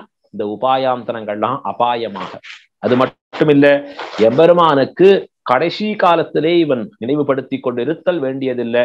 ஆனா மற்ற உபாயாந்தரங்களுக்கு கடைசி காலத்திலே நினைவு ஆவசியம். அடுத்தது தோஷம். எம்பெருமானுக்கு உண்டான ஒரு பெருமை என்ன அப்படின்னா, தான் சர்வஜன், தான் சர்வசக்தன் என்கிறபடியாலே வேறு ஒருவரின் துணை எதிர்பார்த்து நிற்பவன் அல்ல. இதுக்கு என்ன பேரு? சகாயாந்தர நிரபேட்சனாக நிற்கிறான் எம்பெருமான். வேறு ஒன்று துணை அவசியமே இல்லை. ஆண்டாள் சொல்றாரே, நாராயணனே நமக்கே பறை தருவான். நாராயணனே ஆரணக்கு நின் பாதமே சரணாக தந்தொழிந்தாய். சர்வதர்மான் பரித்யஜ்ய மாம் ஏகம் சரணம் பிரஜா. எம்பெருமான் ஒருவனையே தஞ்சமாக பற்றி இருத்தல் போரும். நமக்கு வேறு ஒன்றும் தேவையில்லை. ஏன்னா இவன் வேறு ஒன்றை பொறுக்க மாட்டான். ஆனா மற்ற உபாயங்கள் எப்படி இருக்குன்னா, கண்டிப்பா அதற்கு சகாயாந்தரங்களுடைய அபேட்சை உண்டு. வேறுவற்றினுடைய துணை தேவையாக நிற்கிறது மற்ற உபாயங்களுக்கெல்லாம் என்று காண்பிக்கிறார்கள். அப்படின்னா என்ன அர்த்தம்? இந்த சேத்தனன் இதை எடுத்து உபயோகிக்கணும்.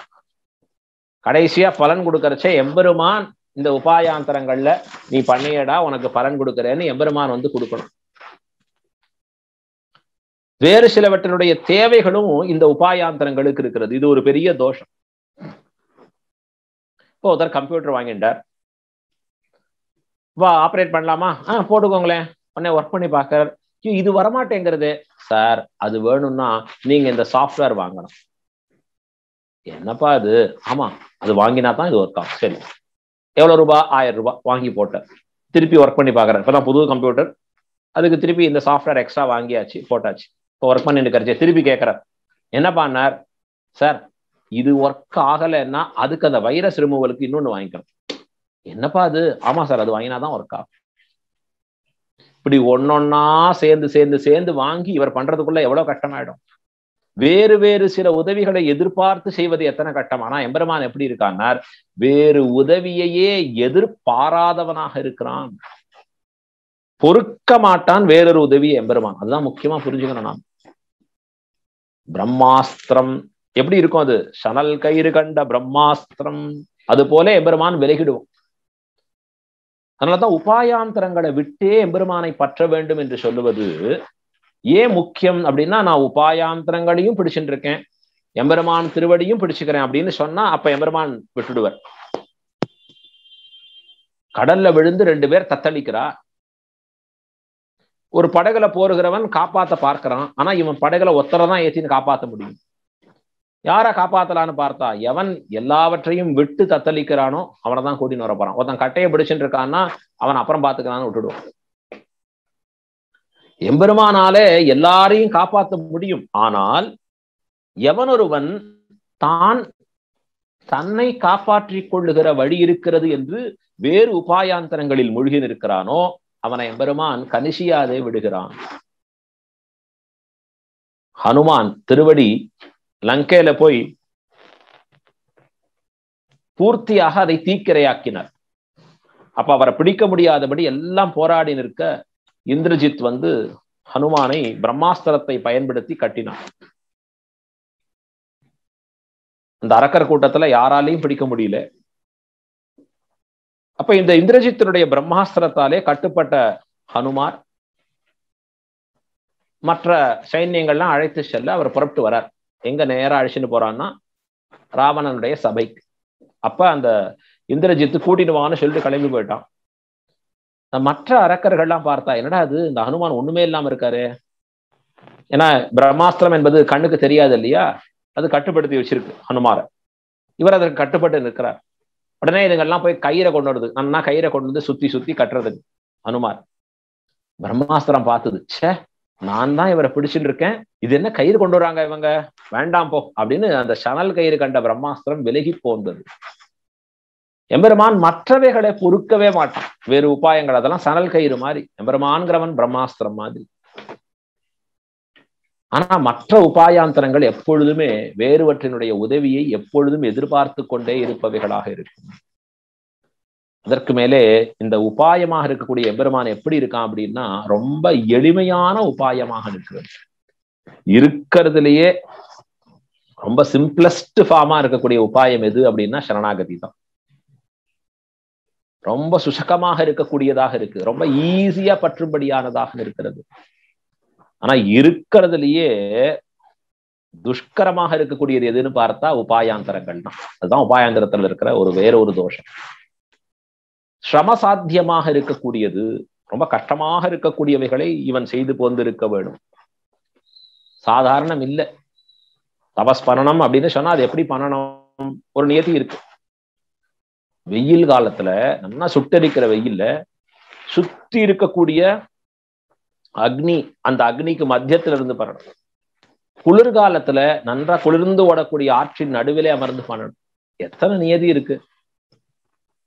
அவிச்சின்ன தைலதாராவத்து ஸ்மிருதி சந்தான ரூபா பக்தி என்று சதா ஸ்மரணம் பண்ணிட்டே இருக்கணும்னு காண்பிக்கிறது. சிரம சாத்தியமாக இருக்கக்கூடியது. காயத்ரி ஜபம் பண்றான், சந்தியாதனம் பண்றச்சு, வெறும் 108 தான் பண்ண போறான். அதுக்குள்ள எத்தனை அந்த அட்டென்ஷன், அங்க போன் அடிக்கிறது, ஏன் யார் பண்றாடோ, ஏன் இங்க வச்சுட்டு போயிட்டாடோ, இப்படி எல்லாம் தோன்றது புத்தி.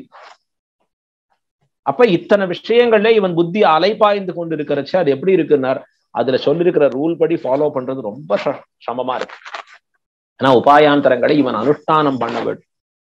சரணாகதி என்பது ரொம்ப எளிமையான மனதிலே ஏற்படக்கூடிய மாற்றமாகவே இருக்கிறது.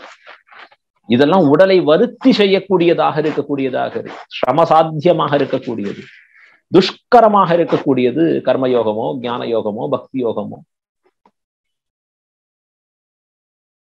அப்ப அந்த உபாயாந்தரங்கள் என்ன ஆறுது, இவனை வருத்தும்படியாக இருக்கிறது. ஊன் வாட வாட உண்ணாதே என்று இந்த உடலை நன்றாக வருத்தி வருத்தி வருத்தி செய்யப்படுமையாக சாஸ்திரங்கள் அவனுக்கு சொல்லியிருக்கின்றன. அது ஒரு தோஷமாக இங்கே காட்டுகிறார்கள் ஆச்சாரியர்கள் எல்லாம்.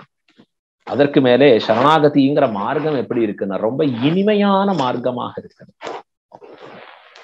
ஏன் இனிமையாக இருக்கிறது அப்படின்னா இவன் யாரை அடைய போகிறானோ அவனை பற்றுவது இனிமை. அது மட்டும் இல்லை, உலகில் இருக்கக்கூடிய எல்லாருக்கும் பொதுவாக இருக்கக்கூடியவன் எம்பெருமான்.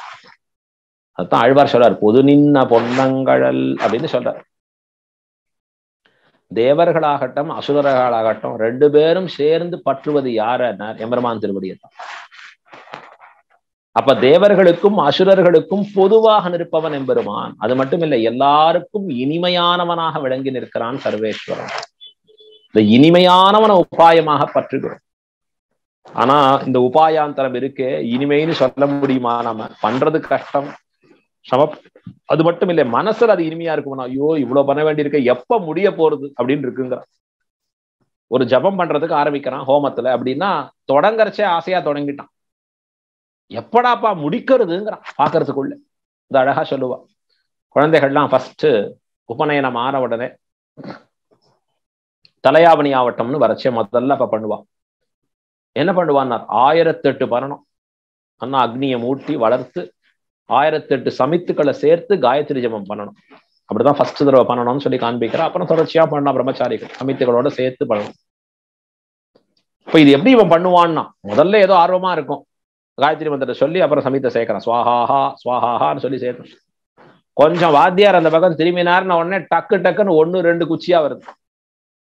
வந்து பாக்குறாரு, என்னடா அது கூட முடிச்சுட்டேன்? ஆமா சுவாமி முடிச்சுட்டேன். என்னடா அப்படின்னு. இல்ல சுவாமி 500 ஜபம் சொன்னேன், 500 குச்சி சேர்த்துட்டேன், 1000 ஆயிரத்தோ இல்லையோ. அப்ப 2 2 சேர்த்தா அதுவும் இது ஈக்குவல். இவன் ஒரு கணக்கு சொல்றான், மேக்ஸ் வாத்தியாருக்கு தான் புரியல. இதுதான் ஆச்சாரியர்கள் சொல்றா, சமித்து பாதி சாவித்ரி பாதி, சமித்து பாதி சாவித்ரி பாதி சேர்த்தா என்ன வந்துருது? 1008 வந்துருது. உங்களுக்கு வேண்டியது கவுண்ட் தானே. ஏன்னார், அது பண்றதுக்குள்ள போரும் ஆயிடுறது, எப்படாப்பா முடியும்னு இருக்கு. சமசாத்தியமாக மட்டுமில்லை, மனதுக்கும் கூட தொடர்ச்சியாக பண்ணுவது இனிமையான ஒரு விஷயமாக இருக்கிறது இல்லை இந்த உபாயாந்தரங்களை பொறுத்த வரைக்கும். அதற்கு மேலே பலத்தை பெறுவதிலே பார்த்தா, இவ்வளவு கஷ்டப்பட்டு பண்றோமே இந்த உபாயாந்தரம், உடனே நமக்கு பலன் கொடுக்கும்படியா இருக்குமான்னா இல்லை. எம்பெருமான் என்பவன் நமக்கு உடனே பலத்தை கொடுப்பவனாக இருக்கிறான். அதுதான் நமக்கு கிடைக்கிற பெரிய பாக்கியம். சீக்கிரமாக பலத்தை கொடுப்பவனாக இருக்கான். அவன் திருவடிகள்ல தஞ்சம்னு பற்றி இருக்கிறச்சே அவன் என்ன பண்ணுகிறான் அப்படின்னா, நமக்கு இப்பிறவியின் முடிவிலே மோட்சத்தை கொடுக்கிறான். மரணமானால் வைகுந்தம் கொடுக்கும் பிரான் அப்படின்னு காண்பிக்கிறான். அப்படின்னா 6 வார்த்தைகள் அருளச்சே திருக்கட்சி நம்பிகள் மூலமாக எம்பெருமான் சாதித்திருக்கக்கூடிய விஷயம் என்ன அப்படின்னா, இந்த பிறவியின் முடிவிலேயே உனக்கு மோட்சம் அப்படின்னு காண்பிக்கிறார். வேறு ஒரு பிறவி கொடுத்து மறுபடி மோட்சம் இல்லை, சரணாகதியினுடைய மேன்மை அது. ஆனா உபாயாந்தரங்கள் பார்த்தா விளம்பித பலப்பிரதத்துவம் அப்படின்னா ரொம்ப லேட்டா காலதாமதமாக பலன் கிடைக்கிறது. செய்கிற உபாயம் என்றவோ ரொம்ப கஷ்டப்பட்டு பண்ண வேண்டி இருக்கு, ரொம்ப சிரமசாத்தியமா இருக்கு, இனிமையானதாகவும் இல்லை, மனசுக்கும் கஷ்டமா இருக்கு, உடலுக்கும் கடினமானதாக இருக்கக்கூடிய பயிற்சிகளா இருக்கு. இத பண்ணி நமக்கு கிடைக்கக்கூடிய பலன் எப்படி இருக்கு அப்படின்னு பார்த்தா, பலன் எப்ப கிடைக்கும் எப்படி கிடைக்கும்னு சொல்ல முடியாது. கீதையிலேயே பகவான் தெரிவிக்கிறார், பகூனாம் ஜன்மனாம் அந்தே ஞானவான் மாம் பிரபத்யதே அப்படின்னு காண்பிக்கிறார். எத்தனையோ ஜன்மங்கள் கடந்து ஞானி என்னை அடைகிறான் என்று வார்த்தை சொல்லுகிறான் எம்பெருமான். சொல்லுகிற சர்வேஸ்வரன் சர்வஜனவன், எல்லாவற்றையும் அறிந்தவன். எல்லாவற்றையும் அறிந்தவன் சொல்லுகிற வார்த்தை, ஞானி எத்தனையோ ஜன்மங்கள் கடந்து என்னை வந்து சேருகிறான். எத்தனை ஜென்மம்னு சொல்லக்கூடாதா? ஒரு 100 ஜென்மம் 500 ஜென்மம் இது முடிஞ்சு ஞானி வருகிறான்னு சொல்லலாமான்னா சொல்ல முடியாது. எம்பெருமானுக்கே கணக்கு தெரியல என்று காண்பிக்கிறார் அந்த இடத்துல காண்பிக்கிறச்சு. அப்படி இந்த கிடைக்கக்கூடிய பலன் எப்படி இருக்கும் அப்படின்னா, ரொம்ப நாள் கழிச்சு பலன் கிடைக்கும். எப்ப கிடைக்கும்னு சொல்ல முடியாது. இந்த பிறவிலேயே மோட்சம் உண்டான்னா இல்லை,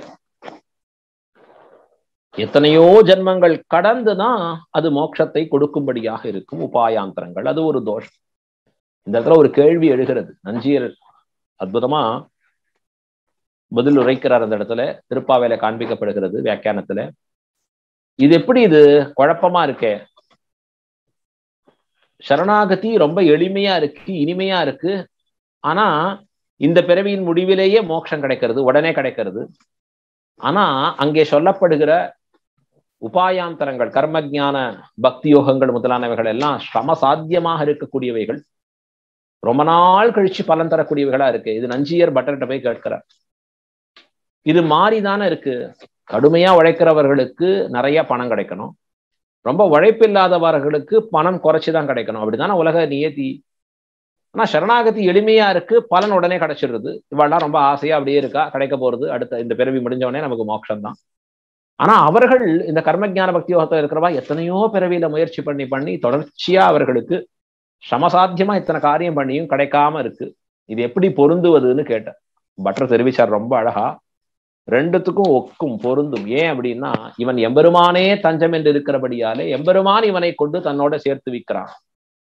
ஆனா மற்ற உபாயங்கள் எல்லாம் பண்றச்சே நான் பண்ணுகிறேன் நீங்க நினைவோடு இவன் பண்ணுகிறபடியாலே நீ பண்ணி எப்ப முடிச்சு வரையோ வான்னு எம்பெருமான் விட்டு விடுகிறான் என்று பட்டர் அற்புதமான சமாதானம் சொல்லி நின்றார். தாத்தா சேரல அமர்ந்திருக்கார், சின்ன குழந்தை தவழ்ந்து வருகிறது. தாத்தா மடியில ஏறி உட்காரணும்னு ஆசை, அவருடைய பாதத்தை பிடிச்சுக்கிறது, இப்படி ஏற பாக்குறது விழறது, ஏற பாக்குறது விழறது. எவ்வளவு தடவை அது பாட்டுக்கு பண்ணிட்டே இருக்க வேண்டியதுதான். எவ்வளவு தடவை அது பண்ணணுமா பண்ணிட்டே இருக்கலாம். அது ஒரு குட்டி குழந்தை தவழ்ந்து வர தெரியுது, அவ்வளவுதான் அதற்கு தெரியுது. தாத்தாவும் நல்லா கம்பீரமா சேர்ல உயரமா அமர்ந்திருக்க அவரை. அதே அந்த குழந்தை போய் தாத்தா பாதத்தை பிடிச்சு அப்படியே கெட்டியா பிடிச்சுட்டு இருக்கிறச்சே, தாத்தா பார்த்து அப்படி கண்ணுல ஏக்கத்தோட இருக்கிறச்சே, அந்த தாத்தாவே குனிஞ்சு அந்த குழந்தைய கையில அப்படி எடுத்து தன் மடியில அமர வச்சாருன்னா, சரணாகதிங்கிறது அதுதானே. நாம் போய் அவன் திருவடியை பற்றுகிறோம், அவனே உபாயமாக நம்மை தானே ஸ்வீகரித்து தன்னோடு தானே சேர்த்து கொள்ளுகிறான். தாத்தா பண்றா போல தானே எடுத்துட்டு தன் மடியில தானே வச்சுக்கிறான்.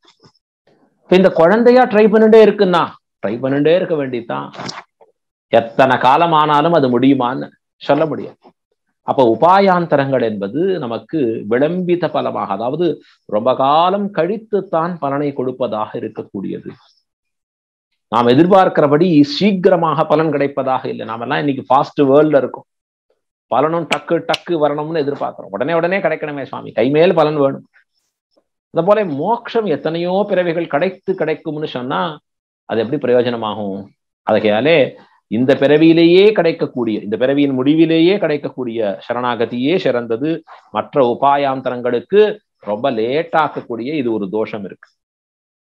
அதற்கு மேலே இந்த உபாயத்துக்கு ஒரு தன்னேற்றம் என்ன அப்படின்னா, ஸ்வரூபத்திற்கு அனுரூபமாக இருக்கக்கூடியது இந்த உபாயம். நம்முடைய ஸ்வரூபம் என்ன? எம்பெருமானுக்கு அடிமைப்பட்டிருப்பது, அவனுக்கு பரதந்திரப்பட்டிருப்பது, இது ஸ்வரூபம். இதுல எம்பெருமான் கை எதிர்பார்த்து வாழ்வதற்கே இதுதான் நமக்கு இருக்க வேண்டிய நிலை. இந்த நிலைக்கு தகுதியாக அப்படின்னா, நான் ஒரு துரும்பு நறுக்க பிராப்தியற்றவன், யோக்கியதையற்றவன். இந்த நிலை எதுல பொருந்தும்? சரணாகதியில பொருந்தும். ஆனா அந்த உபாயாந்தரங்கள் அதற்கு என்ன தோஷம் அப்படின்னா, நம் ஸ்வரூபத்திற்கு விருத்தமாக இருக்கக்கூடியவைகள். ஸ்வரூப அனனுரூபம் இல்ல ஸ்வரூப விருத்தம் என்று கொள்ளலாம். அப்படின்னா என்ன அர்த்தம்? நம்முடைய ஸ்வரூபம் என்று எம்பெருமானுக்கு எப்பொழுதும் சேஷத்துவத்தோடு பாரதந்திரியத்தோடு விளங்கி நிற்க வேண்டும்.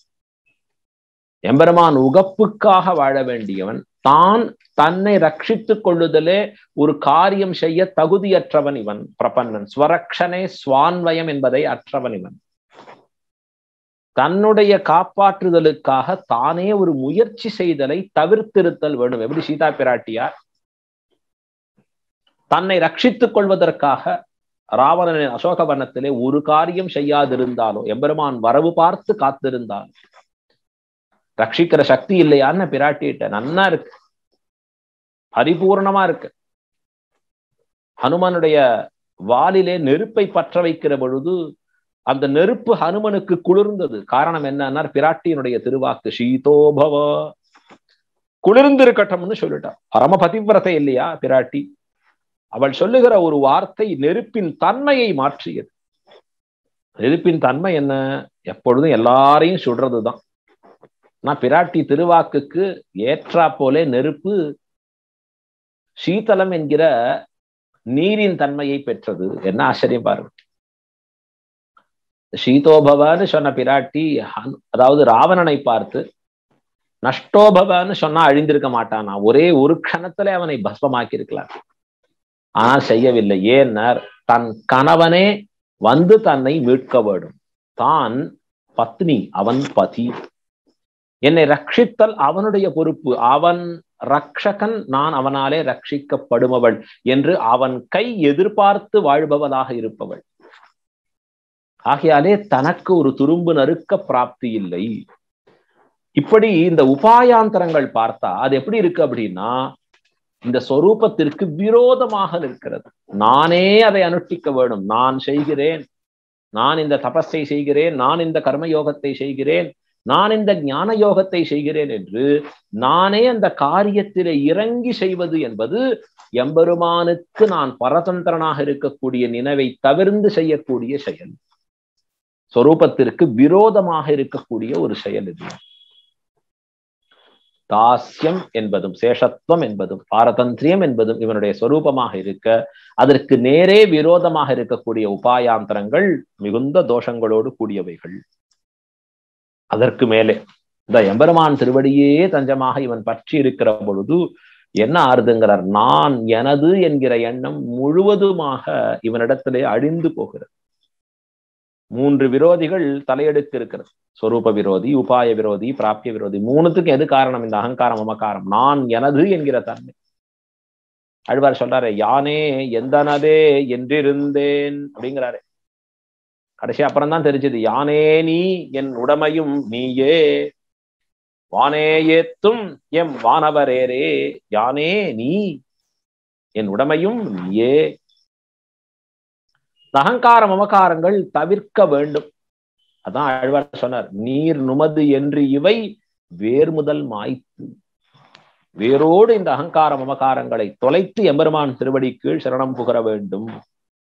அப்ப இது முழுவதுமாக கலைய பெற்று எம்பெருமானே தஞ்சம் என்று அவன் திருவடி கீழே புகுந்திருக்கக்கூடிய நிலை உபாயத்துல, சரணாகதியே உபாயமாக பற்றி இருக்கிற பொழுது.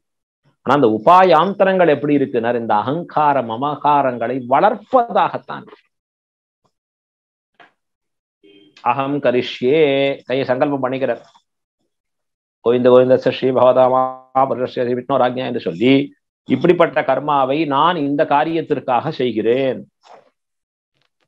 இது வேண்டும் என்பதற்காக செய்கிறேன் என்று நம்முடைய அகங்கார மமகாரத்தை நான் செய்கிறேன் என்றும் என்னுடையது என்று சொல்லக்கூடியதாகவும், இது இந்த அகங்கார மமகாரத்தை வளர்ப்பதாக அமையக்கூடியது இந்த உபாயாந்தரங்கள். இது மிகப்பெரிய தோஷம்.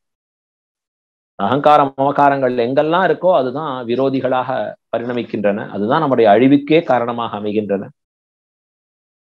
இதுதான் ஆத்மாபகாரம் என்று தெரிவிக்கிறார்கள்.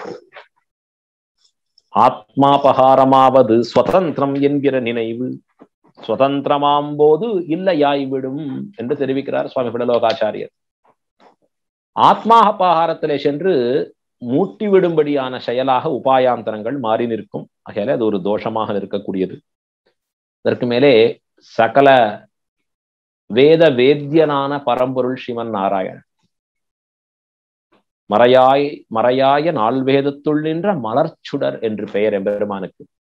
அவனுடைய திருவாக்காக அமைய பெற்றது சர்வதர்மான் பரித்யஜ, எல்லாத்தையும் விட்டு என்னையே பற்றுடா, மாம் ஏகம் சரணம் பிரஜ. தாயும் தந்தையுமாய் இவ்வுலகினில் வாயும் ஈசன் மணிவண்ணன் என்று அவனுடைய திருவாக்கு. சரணாகதிங்கிறது இங்க பார்ப்பா, நான் இருக்கேன் பார், என்னை பிடிச்சுக்கோ, பற்றிக்கோ அப்படின்னு சொல்றான். ஆனா இந்த உபாயாந்தரங்கள்னு பார்த்தா அது எதை சொல்லப்பட்டிருந்த வேதங்களுடைய கருத்தா இருக்கு. அது சொல்றது நிறைய. ஏன் இவனே சொல்றானே கீதையில எம்பெருமான் கர்மயோகம், ஞான யோகம், பக்தி யோகம், அதுவும் கூட வேத வேத்தியனான எம்பெருமான் சொல்லும்படியான வார்த்தைகளாக இருக்கிறது. அப்படின்னா சாஸ்திரம் சொல்லி இருக்கிறபடியாலே இவனுக்கு எது ருச்சியோ அதுக்கு செலக்ட் பண்ணிக்கிட்டோம்னு காண்பிக்கிறான். ஆனால் உண்மையாக எம்பெருமானுடைய திருவுள்ளமாக உபதேசித்ததுன்னு பார்த்தா சரமஸ்லோகம் தான். இந்த உபாயாந்தரங்கள் என்றால் ருச்சிக்கு தகுந்தபடி பேசுகிற சாஸ்திரம், அது சொல்லியிருக்கிற வார்த்தை. அதனாலதான் சாஸ்திர ஞானம் பகுக்லேஷம்னு முதல்லயே பார்த்தோம். தலையை சுத்த ஆரம்பிச்சிடும். யாருக்கு எதை எடுத்துக்கணும்னு புரியாது. சரியான ஒரு குருவை அண்டி எப்படி எடுத்துக்கணும்னு நாம கேட்டு தெரிஞ்சுக்கலன்னா சாஸ்திரம் நம்மளை தலையை சுத்த வைக்கும். மயக்கம் போட்டு விழ வேண்டியதுதான் கீழே. சாஸ்திரம் அவரவர்களுக்கு எது தேவையோ அதை சொல்லும். யக்ஞேன தானேன தபசா அநாசகேன அப்படின்னு சொல்றது. ஒரு இடத்துல சொல்றது ஜோதிஷ்டோமோ சர்வகாமோ யஜேத அப்படின்னு சொல்லி காண்பிக்கிறது. பற்பல இடத்துல பல பல விஷயங்களை சொல்றது. அன்னம் பகு குர்வீத தத் விரதம் அன்னாத்யேவ அப்படின்னு காண்பிக்கிறது. தத் விரதம் அண்ணன் தான் ரொம்ப முக்கியம் அப்படின்னு சொல்றது. ஞானம்தான் முக்கியம்ங்கிறது. ஆனந்தம் பிரம்மனோ வித்வான், ஆனந்தம் தான் பிரம்மம் என்று காண்பிக்கிறது. இது சாஸ்திரம் அந்தந்த இடங்கள்ல ஒரு ஒரு விஷயத்த சொல்லி காமிச்சிடும். அப்படி அதை சரியாக கொள்ள முடியுமா அப்படின்னா கொள்றது ரொம்ப கஷ்டம். இப்ப சாஸ்திரத்தினுடைய வார்த்தையாக உபாயாந்தரங்கள் நின்று நிற்கின்றன. அது எல்லாருக்கும் உண்டான பிரிஸ்கிரிப்ஷனாக. மெடிக்கல் ஷாப்ல போனா 1000 மருந்து இருக்கும். நமக்கு எது வேணும்னா நமக்கு தகுதியான மருந்தை டாக்டர் எழுதி கொடுக்கிற அந்த பிரிஸ்கிரிப்ஷன், அந்த பிரிஸ்கிரைப்டு மெடிசின் எதுவோ அதுதான் நமக்கு வேண்டியது. இந்த சாஸ்திரம்னா மெடிக்கல் ஷாப் மாதிரி வச்சிருக்கு, ஏகப்பட்டது கிடக்கும். அதுவே அதுக்கு ஒரு தோஷம். அதற்கு மேலே இந்த உபாயத்திற்கு ஒரு தன்னேற்றம் என்ன அப்படின்னா, எந்த யுகத்திலேயும் ஏற்க தகுந்ததாக இருக்கு. ஸ்ரீராமாயணம் திரேதாயுகத்துல சொல்லப்பட்டது, கீதை துவாபர யுகத்துல சொல்லப்பட்டது, ஆழ்வார் சரணாகதி செய்தது கலியுகத்திலே செய்தார் அப்படின்னு எல்லா யுகத்திலேயும் சரணாகதி காட்டப்படுகிறது. ஸ்ரீராமாயணம் சரணாகதியை சொல்றது, கீதை சரணாகதியை சொல்றது, எல்லாம் அந்தந்த யுகம், திரேதாயுகம், துவாபர யுகம், கலியுகம், எல்லா யுகத்துக்கும் பொருந்தி இருக்கக்கூடிய விஷயமா இருக்கு. ஆனா இந்த உபாயாந்தரங்களை பாருங்க, இது இந்த யுகத்துக்கு பொருந்தக்கூடிய விஷயமாவே இல்லை. கலியுகத்துல எப்படி இருக்கு, அல்பாயுஷலா இருக்கிறா மனுஷர்கள் எல்லாம், அல்ப சக்தர்களா இருக்கா, இல்ல அசக்தர்களா இருக்கா, காலமும் குறைச்சிருக்கும்படியா இருக்கு, தோஷங்களும் நிரம்பி இருக்கக்கூடியதா இருக்கு, மனசும் வேறு வேறு விஷயங்கள்ல இருக்கு. இப்ப உபாயாந்தரங்கள் அனுஷ்டிக்கக்கூடியதா முடியுமான்னா முடியாது. இந்த கலியுகத்துல ரொம்ப சிரமம். கலியுகம் ஒன்றுமின்றிக்கே தன் அடியாருக்கு அருள் செய்யும் எம்பெருமான் தான் அருள் செய்யக்கூடியவனா இருக்கான். கலியுகத்தை போக்கி நமக்கு அருளக்கூடியவனா இருக்கான். ஆனா இந்த உபாயாந்தரங்கள் இருக்கே, இந்த கலியுகத்திலே போய் தபஸ் பண்றா, போய் கர்மயோக ஞானயோக பக்தி யோகத்துல மூழ்கிறான்னா யாரால அது சாதிக்கும்படியாக இருக்கும்? ரொம்ப சிரமசாத்தியமாக இருக்கக்கூடிய விஷயம். இந்த யுகத்திற்கு ஏற்றாபடியாக இருக்கக்கூடியதா அது இல்லை. அது ஒரு தோஷம் நாம பார்க்கறச்சு. அதற்கு மேலே இந்த பிரபத்தியாகிற சரணாகதி எம்பெருமானையே தஞ்சமாக பற்றுவதில் ஒரு தன்னேற்றம் இருக்கு. என்னன்னா, இதற்கு எந்தவித நியதிகளும் இல்லை, நியமங்களே இல்லை, ரூல்ஸ்ன்னு எடுத்து பார்த்தா இல்லை, ரொம்ப ஈஸியா இருக்கு. என்ன ரூல்ஸ் இல்ல? தேச நியமம் இல்லை, கால நியமம் இல்லை, பிரகார நியமம் இல்லை, அதிகாரி நியமம் இல்லை, பல நியமம் இல்லை. சரணாகதி பண்றச்சே எம்பெருமான பத்திரச்சே இந்த தேசத்துலதான் பண்ணணும், ஸ்ரீரங்கத்துல வந்துதான் பண்ணணும், காத்தால 6 to 8 தான் பிடிச்சுக்கணும் அவன் திருவடிகள்ல, அப்புறம் கிடையாது. அதிகாரி இந்த பிராமண குலத்துல பிறந்தவர்கள் தான் பண்ணணும், இந்த பலத்துக்காக தான் பண்ணணும், இந்த முறையில தான் பற்றணும் அப்படின்னு இருக்கா ரூல்னா இல்ல. எந்த தேசத்துல வேணாம், யாரு வேணாம், எப்படி வேண்டாம், என்ன பலத்துக்காகவும் எம்பெருமான் திருவடிகள்ல சரணாகதியாக பற்றலாம். ஆனா இந்த கர்ம ஞான பக்தி யோகங்களுக்கு பார்த்தா நிறைய நியமங்கள் உண்டு. யார் பண்ணணும்னு அது அதிகாரி வர்க்கம் இருக்கு. திரைவர்ணிகர்களுக்கு தான் யோக்கியதை முதல்ல. யாருக்கு உபநயனமாகி இருந்து வேதத்தை அதிகரிக்கக்கூடிய யோக்கியதை இருக்கோ அவர்கள் அதற்கு தகுதியுடையவர்கள் ஆகிறார்கள். ஸ்திரீகளோ மற்றும் உண்டாயிருக்கக்கூடிய 4ஆம் வர்ணத்தவர்களுக்கோ பல விஷயங்கள்ல யோக்கியதை இல்லாமல் போகிறது. இப்ப அவர்களுக்கு அந்த உபாயங்களை அனுஷ்டிக்க முடியாதையே போகிறது. எந்த காலத்துல பண்ணணும்னு கூட சொல்றது. வசந்தே வசந்தே ஜோதிஷா யஜேத, வசந்த ருத்துவிலே ஜோதிஷ்டோமம் பண்ண வேணும்னு சாஸ்திரம் சொல்றது. அந்த காலத்தை சொல்லி சொல்றது, இந்த காலத்துல பண்ணு, இந்த காலத்துல இந்த ஹோமத்தை பண்ணு, இந்த ஹோமத்தை இந்த முறைப்படி பண்ணு, இந்த தபஸை இப்படி இருந்து பண்ணு. அப்ப தேச நியமம் இருக்கு, கால நியமம் இருக்கு, எந்த அதிகாரி பண்ணணும்னு இருக்கு, என்ன பலத்திற்காக. சொர்க்க காமோ யஜேத, சொர்க்கத்தில் ஆசை இருக்கிறவன் ஜோதிஷ்டோமம் பண்ணணும். வேற ஒண்ணுல ஆசைன்னா வேற ஒண்ணு விதிக்கும். அது புத்திர காமேஷ்டியாகம்னு பேரு, புத்திரன் வேணுங்கிறவன் அதை பண்ணணும். ஆனா எம்பெருமானை திருவடியை சஞ்சமாக பற்றுவது என்பது யாரும் பற்றலாம், எந்த பலத்திற்காகவும் பற்றி நிற்கலாம். அப்ப என்ன தேர்கிறது? இது உபாயாந்தரத்துல இருக்கக்கூடிய பெரிய தோஷம் என்ன அப்படின்னா, இவ்வளவு நியதிகளுக்கு உட்பட்டதாக அது செய்ய வேண்டும். கன்ஸ்ட்ரைன்ஸ் அப்படின்னு பேர் ஆங்கிலத்துல சொல்றச்சு. தேசம் பார்க்கணும், காலம் பார்க்கணும், அதிகாரி யாருன்னு பார்க்கணும், என்ன பலம்னு சொல்லப்பட்டதை பார்க்கணும், எந்த முறைப்படி பற்ற வேண்டும் என்பதை பார்க்கணும். இதெல்லாம் பண்ணினால்தான் பலம் ஏற்படும்படியாக இருக்கும் என்று காண்பிக்கிறார். அதற்கு மேலே நமக்கு இருக்கக்கூடிய இந்த எம்பெருமானையே பற்றுகிற உபாயத்தினுடைய தன்னேற்றம் என்னன்னா, ரெண்டுமே ஒன்னா இருக்கு. நமக்கு பற்றப்படுகிற உபாயமும் பற்றின பிறகு கிடைக்கக்கூடிய பலமும் ரெண்டும் ஒன்னா இருக்கு. இங்கேயும் எம்பெருமான், அங்கேயும் எம்பெருமான். இங்க உபாயமா இருக்கான், அங்க பலமா இருக்கான். இதுல இன்னும் ஆச்சாரியர்கள் அற்புதமா சொல்லுவா, இரக்கமே உபாயம் என்றும் இனிமையே உபேயம் என்றும் காண்பிப்பார்கள். எம்பெருமான் திருவுள்ளத்துல ஏற்படுகிற இரக்கம் இருக்கே, அதுதான் நமக்கு உபாயம். சதா எம்பெருமானை பரமத்துல அனுபவிக்கிறோமே, அந்த போக்கியமாக அந்த இனிமை இருக்கே, அதுதான் பலமாக இருக்குது.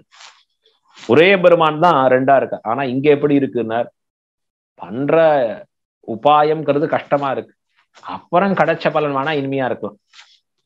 உபாயாந்தரங்கள் அது ஒரு தோஷம். ரெண்டுமே ஒன்றா இருக்கிறச்சு எவ்வளவு ஆனந்தகரமா இருக்கும்.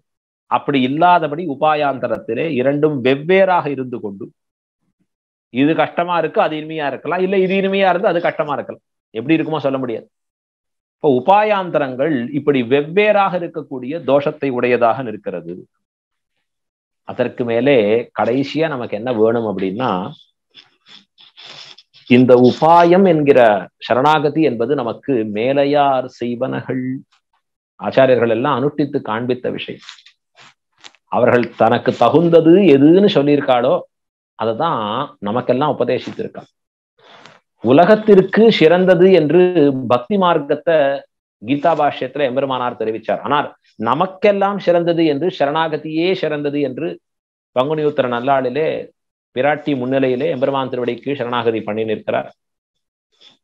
பகவன் நாராயண அபிமதான ரூப ஸ்வரூப ரூப குணபவேஸ்வரிய ஷீலாத்யனவதிகாதிசை என்று தொடங்கி பிராட்டி திருவடிகளிலே சரணாகதி பண்ணி அவள் புருஷகாரமாக எம்பெருமான் திருவடியை பற்றுவது யாருக்காக? நமக்காக. அப்ப மேலையார் செய்வனகள் தர்மஜ சமயா பிரமாணம் வேதாச்ச, தர்மம் அறிந்திருக்கக்கூடிய பெரியவர்கள் செய்திருக்கக்கூடிய பிரமாணம் இருக்கு, அதுதான் நமக்கு சரணாகதி என்பது. ஆனா இது எப்படிப்பட்டதாக இருக்கிறது அப்படின்னு பார்த்தா, ரிஷிகளும் மற்றவர்களும் சொல்லி இருக்கக்கூடிய அவர்கள் நிலைக்கு தகுதியாக இருக்கிறது. உபாயாந்தரங்கள்லாம் அவர்களுக்கு தகுதியுடையதா இருக்குமே ஒழிய நம்ம பார்த்து கொடுக்கப்பட்டதா இல்லை. சின்ன நாமெல்லாம் கை குழந்தையா இருக்கும், ஊட்டுனச்சே நமக்கு தகுந்தபடி ஊட்டணுமே. அப்ப பூர்வாச்சாரியர்களாலே அனுஷ்டிக்கப்பட்டவைகளாக இது காட்டப்படவில்லை மற்ற உபாயாந்தரங்கள். அதுவே ஒரு தோஷம் நமக்கு. பூர்வாச்சாரியர்கள் போதம் அனுஷ்டானங்கள் கூறுவார் வார்த்தைகளை கொண்டு நீர் தேறி, இப்படிதான் நாம் தேறி நிற்க வேண்டும். அவர்கள் எதை அனுஷ்டித்தார்களோ அதைத்தான் செய்யணும். செய்யாதன செய்யோம், அவர்கள் செய்யாததை நாம் ஒரு நாளும் செய்ய மாட்டோம். பூர்வாச்சாரியர்கள் சம்பந்தம் இல்லைன்னா அப்ப உபாயாந்தரங்களுக்கு அதுவே பெரிய தோஷம். ஆக இப்படியெல்லாம் இந்த உபாயாந்தரங்களுடைய தோஷங்களும், இதற்கு எதிர்த்தட்டாக எம்பெருமானே உபாயமாக இருக்கிறச்சே அவனுக்குண்டான ஒரு தன்னேற்றமும் நிறைய நம்முடைய ஆச்சாரியர்கள் தங்களுடைய கிரந்தங்களிலே விரிவாக காட்டியிருக்கிறார்கள். அதிலே ஏதோ சிலவற்றை மாத்திரம் இந்த கோஷ்டியிலே அடியேன் இங்கே விண்ணப்பித்து போந்தேன். இன்னும் நமக்கு ஆச்சாரிய திருவடி சம்பந்தம் பெற்றவர்களுக்கு சதாச்சாரியனிடத்திலே அடிபணிந்து கேட்கக்கூடிய காலக்ஷேபங்கள், ரகசிய கிரந்தங்களாக இருக்கக்கூடிய முமுட்சுப்படி முதலானவைகள் எல்லாம் தொடர்ச்சியாக கேட்கக்கூடிய பெறாப்பேறு பெற்றிருக்கக்கூடியவர்கள் இதனுடைய உயர்ந்த அர்த்தங்களை நன்றாக தன்னிடத்திலே உள்வாங்கி அதன்படியே தங்கள் வாழ்க்கையிலே அருட்டித்து ஆச்சாரியனுக்கு உகப்பாக இங்கே வாழ்ந்து எம்பெருமான் திருவடியை அடைந்து உய்யக்கூடியவர்களாக நிற்பார்கள். அப்படிப்பட்ட உயர்ந்த ஜீவாத்மாக்களுக்காகத்தான் உபாயாந்தரங்களின் தோஷங்கள் என்கிற நோக்கிலே, என்கிற தலைப்பிலே அடியனுக்கு இடப்பட்டிருக்கக்கூடிய கட்டளையாக கொண்டு அடியனுக்கு தெரிந்த அளவிலே விண்ணப்பித்து போன்றேன் இந்த கோட்டியாரிடத்திலே. இதை ஏற்பாடு செய்திருக்கக்கூடிய நல்ல உள்ளங்கள், பெரியோர்கள், மகனீயர்கள், மகானுபாவர்கள் எல்லாருடைய திருவடித்தாமர்களுக்கும் அடியனுடைய கிருதஜதையை தெரிவித்துக் கொண்டு, மேலும் மேலும் இப்படிப்பட்ட சதர்த்த விசாரங்கள் தொடர்ந்து வளர்ந்து கொண்டு வர வேண்டும். எம்பெருமானையே நினைந்து உள்கரைந்து உருகி பேசி நிற்கக்கூடிய அடியார்கள் பலரும் உண்டாகி இருக்க வேண்டும்.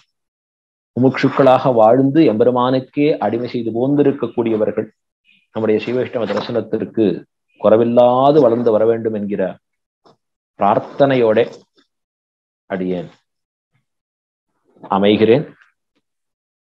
அடியார்கள் வாழ, அரங்க நகர் வாழ, ஷடகோபன் தன்தமிழ் நூல் வாழ, கடல் சூழ்ந்த மண்டுலகம் வாழ, மணவாள மாமுனியே இன்னும் ஒரு நூற்றாண்டிரும். ஸ்ரீமதே ரம்யஜாமாத்ரு முனீந்திராய மகாத்மனே ஸ்ரீரங்க வாசினே பூயாத் நித்யஸ்ரீர் நித்யமங்கலம். ஆழ்வார் திருவடிகளே சரணம், எபெருமானார் திருவடிகளே சரணம், சிய திருவடிகளே சரணம்.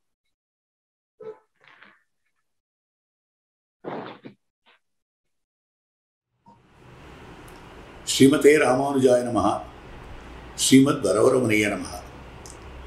இதுகாரும் ஸ்ரீமத் வேதமார்க்க பிரதிஷ்டாபனாச்சாரிய உபயவேதாந்தாச்சாரியரான ஸ்ரீ பராசர பத்ரிநாராயண பட்டர் சுவாமியினுடைய ஒரு தெளிவான விலட்சணமான உபன்யாசத்தை நாமெல்லாம் கேட்டு மகிழ்ந்தோம். சுவாமி உபன்யாசத்துக்காக சாதித்திருக்கக்கூடிய விஷயம் என்னவென்றால் உபாயாந்தரங்களுடைய தோஷம். முதலிலே ரங்கநாதனான எம்பெருமான் இந்த சேதனோஜீவனத்துக்காக என்னென்ன கிருஷிகளை பண்ணுகிறான். இந்த ஜெகத் சிருஷ்டி பண்ணினதே அவனுடைய கிருஷி, சாஸ்திர பிரதானம் பண்ணினதே அவனுடைய கிருஷி, ஆழ்வார்களையும் ஆச்சாரியர்களும் அவதரிப்பித்ததே அவனுடைய கிருஷி என்கிற விஷயத்தை எல்லாம் அற்புதமாக தாம் விவரித்து காட்டினார். ஆச்சாரிய சிரேஷ்டர்களுக்கு இருக்கக்கூடிய பெருமை என்னவென்றால் மறைத்து காட்டிய பொருள்களை எல்லாம் வெளிக்காட்டினார்கள். முன்னோர்கள் எல்லாம் மறைத்து மறைத்து வைத்திருந்த அர்த்தங்களை எல்லாம் தாங்கள் வெளிப்படையாக சகல சேத்தனர்களும் உஜ்ஜீவிக்க வேண்டும் என்பதற்காக தாங்கள் காட்டினார்கள் என்னும்படியான அந்த அர்த்தத்தை அவர் விசேஷமாக காட்டினார். அதுவும் இந்த அர்த்தமானது பரம்பரா பிராப்தமாக வந்திருக்கிறது. லக்ஷ்மிநாத சமாரம்பாம் என்று எம்பெருமான் தொடக்கமாக வந்திருக்கக்கூடிய இந்த அர்த்த விசேஷங்கள் ஆச்சாரிய பரம்பரா பிராப்தமான பற்பல அர்த்த விசேஷங்கள் அமைந்திருக்கின்றன. அவற்றை உபதேசித்திருக்கிறார்கள் ஆச்சாரியர்கள். அதுக்குதான் அற்புதமான வசனத்தை எடுத்து உதாகரித்திருக்கிறார். சாஸ்திரத்தை நேரே கண்டறிந்தோமே ஆனால் அது நமக்கு அத்தியந்தம் கிளேசத்தை கொடுக்கக்கூடியதாக அமைந்திருக்கிறது. ஆனால் ஆச்சாரிய சந்நிதியிலே உபசக்தி பண்ணி உபதேசத்தை பெற்றுவிட்டால் சுலபமாக மற்ற எந்த செயலையும் விட்டுவிட்டு எம்பெருமானை உபாயமாக பற்றி இருக்கலாம் என்று சாஸ்திர ஞானம் பகுக்லேசம் என்கிற பிரமாணத்தை எடுத்து உதாகரித்து விளக்கியும் காட்டினார். அந்த கிரமத்தில் சாஸ்திர சாரமாய் அமைந்திருக்கக்கூடிய திருமந்திரம் என்ன, அதனுடைய விவரணமான துவயம் என்ன, அதனுடைய விவரணமான சரமஸ்லோகம் என்ன, இதில் தேரின் அர்த்தமாக அமைந்திருக்கக்கூடியது எம்பெருமானே உபாயம் என்னும்படியான சரணாகதி வைபவம். அப்போ அந்த சரணாகதி வைபவத்துக்கு அடிப்படையான பிரமாணம் எதுன்னு கேட்டா திருமந்திரம் இருக்கட்டும், துவயமந்திரம் இருக்கட்டும், பகவான் தான் விதித்திருக்கக்கூடிய சரமஸ்லோகம்னு காட்டியிருக்கக்கூடிய விஷயம் மாம் ஏகம் சரணம் பிரஜா என்று எம்பெருமான் தான் காட்டியிருக்கிறானே அந்த அர்த்தத்தை எடுத்து காட்டியிருக்கக்கூடிய விஷயம். இதனுடைய அனுஷ்டானம் தான் ஆழ்வார் பக்கலிலே அமைந்திருக்கிறது என்று ஆழ்வார் அகலகில்லே நிறைவின் நலர்மேல் மங்கை உரைமார்பா அடிக்கீழ் அமர்ந்து புகுந்தேனே என்ன காட்டியிருக்கக்கூடிய இது சரணாகதிக்கு ஒரு விளக்கமாக அமைந்திருக்கக்கூடியது என்று தெரிவிக்கக்கூடியது. அதுக்கு மேல சரணாகதினா என்ன, பிரபத்தின்னா என்ன, அதுக்கு எந்த விதமாக வரையறுக்கப்பட்ட அர்த்தம் இருக்கிறது என்று கேட்டால் பகவத் பிரவருத்தி விரோதி ஸ்வப்பிரவருத்தி நிவிருத்தி பிரபத்தி என்னும்படியான அந்த விஷயம். எம்பெருமானுடைய முயற்சிக்கு தடையா இருக்கக்கூடிய தன்னுடைய முயற்சியிலிருந்து தான் கைவாங்குதல் அப்படின்னு அந்த கைவாங்குதல் தான் உபாயாந்தரங்களை விட்டுவிடுதல் அர்த்தம். ஏன் விடணும்னா அந்த உபாயாந்தரங்களுக்கு பல தோஷங்கள் அமைந்திருக்கின்றன. நாம் பத்தும்படியான உபாயமான அதாவது சரணாகதி செய்கிறோமே, பகவானை உபாயமாக பத்துகிறோமே, அந்த பகவானாகிற உபாயத்தை நாம் பத்தி இருக்கிற போது நமக்கு ஒரு உறுதிப்பாடு வேண்டும். என்ன உறுதிப்பாடுனா நான் பத்தி இருக்கக்கூடிய உபாயமானது மிகச் சிறந்த உபாயம். இந்த உபாயம் நிச்சயம் பலன் தரும் என்னும்படியான மகா விஸ்வாசம் அமைந்திருக்க வேண்டும். அந்த விஸ்வாசம் அமைந்திருந்ததேயானால், அந்த உறுதிப்பாடு அமைந்திருந்ததேயானால் மற்ற உபாயங்கள்ல நாம கை வைக்க மாட்டோம். ஆகவே பகவானாகிற உபாயம் சரணாகதி இருக்கிறதே, இதை தவிர்ந்த மற்ற அத்தனையுமே உபாயாந்தரங்கள். தேவதா சார்வபௌமனான எம்பெருமானை ஒழிந்த மற்ற தேவதைகள் எல்லாம் தேவதாந்தரங்கள்னு காட்டப்படுறது. அதே மாதிரியாக பகவானாகிற உபாயம் அந்த பகவானாகிற உபாயத்தை ஒழிந்த தவிர்த்த மற்ற உபாயங்கள் அத்தனையுமே உபாயாந்தரங்கள் என்று காட்டப்பட்டிருக்கின்றன. ஏன் அந்த உபாயாந்தரங்களும் சாஸ்திரங்கள்ல விதித்தது தானே. பகவான் சாஸ்திர பிரதானம் பண்ணினான், ஆரம்பத்திலேயே சுவாமி சாதித்தார். அப்படி இருக்கிற போது இந்த கேள்வியை கேட்டுண்டு இந்த உபாயாந்தரங்களுக்கு ஏன் தோஷம் சொல்ல வேண்டும் என்று கேட்டு அப்பதான் பகவான்ற உபாயத்துக்கும் உபாயாந்தரங்களுக்கும் இருக்கக்கூடிய 15 வித்தியாசங்களை சுவாமி பட்டியலிட்டு காட்டி ஓரொன்றும் எந்த விதத்திலே பொருத்தமாக அமைந்திருக்கின்றது என்று பகவானாகிற உபாயத்துக்குள்ள ஏத்தத்தையும் உபாயாந்தரங்கள் அதற்கு எதிர்த்திட்டாக எப்படி தோஷபூயிஷ்டமாக இருக்கிறது என்பதையும் விவரித்து காட்டியிருக்கிறார். அப்ப பார்க்கிற போது மற்ற உபாயங்கள் எல்லாம் தாழ்ச்சி பகவானாகிற உபாயமே உயர்ந்ததுன்னு சொல்லும்படியான விஷயமாக அமைந்திருக்கக்கூடியது. அப்ப பார்க்கிற போது என்ன காட்டப்படுறதுன்னா பகவான்ற உபாயம் நம்மால இன்னைக்கு பிடிச்சு பண்ணி வைக்க வேண்டியதில்லை, அது சித்தோபாயம். ஆனால் மற்ற உபாயங்கள் இருக்கின்றனவே அவை நம்மாலே பண்ணப்பட வேண்டிய உபாயம். முதலர்த்தம் காட்டினார். அதற்கடுத்தபடியாக பகவானாகிற உபாயம் அறிவு இருக்கிற உபாயம், சேத்தனான உபாயம். ஆனால் கர்மஜான பக்தி யோகங்களாகிற உபாயங்கள் இருக்கின்றனவே அந்த உபாயங்களுக்கு சைத்தன்யம் கிடையாது, அறிவு கிடையாது, அச்சேதனமாக அமைந்திருக்கக்கூடியது என்ன காட்டும்படியான விஷயம். அதுக்கு மேல பகவானாகிற உபாயத்தை இவன்தான் உபாயம்னு ஒரு உறுதிப்பாடு கொண்டு விட்டால் போறோம், அது நம்மால முடியும், சக்தமாக நம்முடைய சக்திக்கு உட்பட்டதாக இருக்கிறது.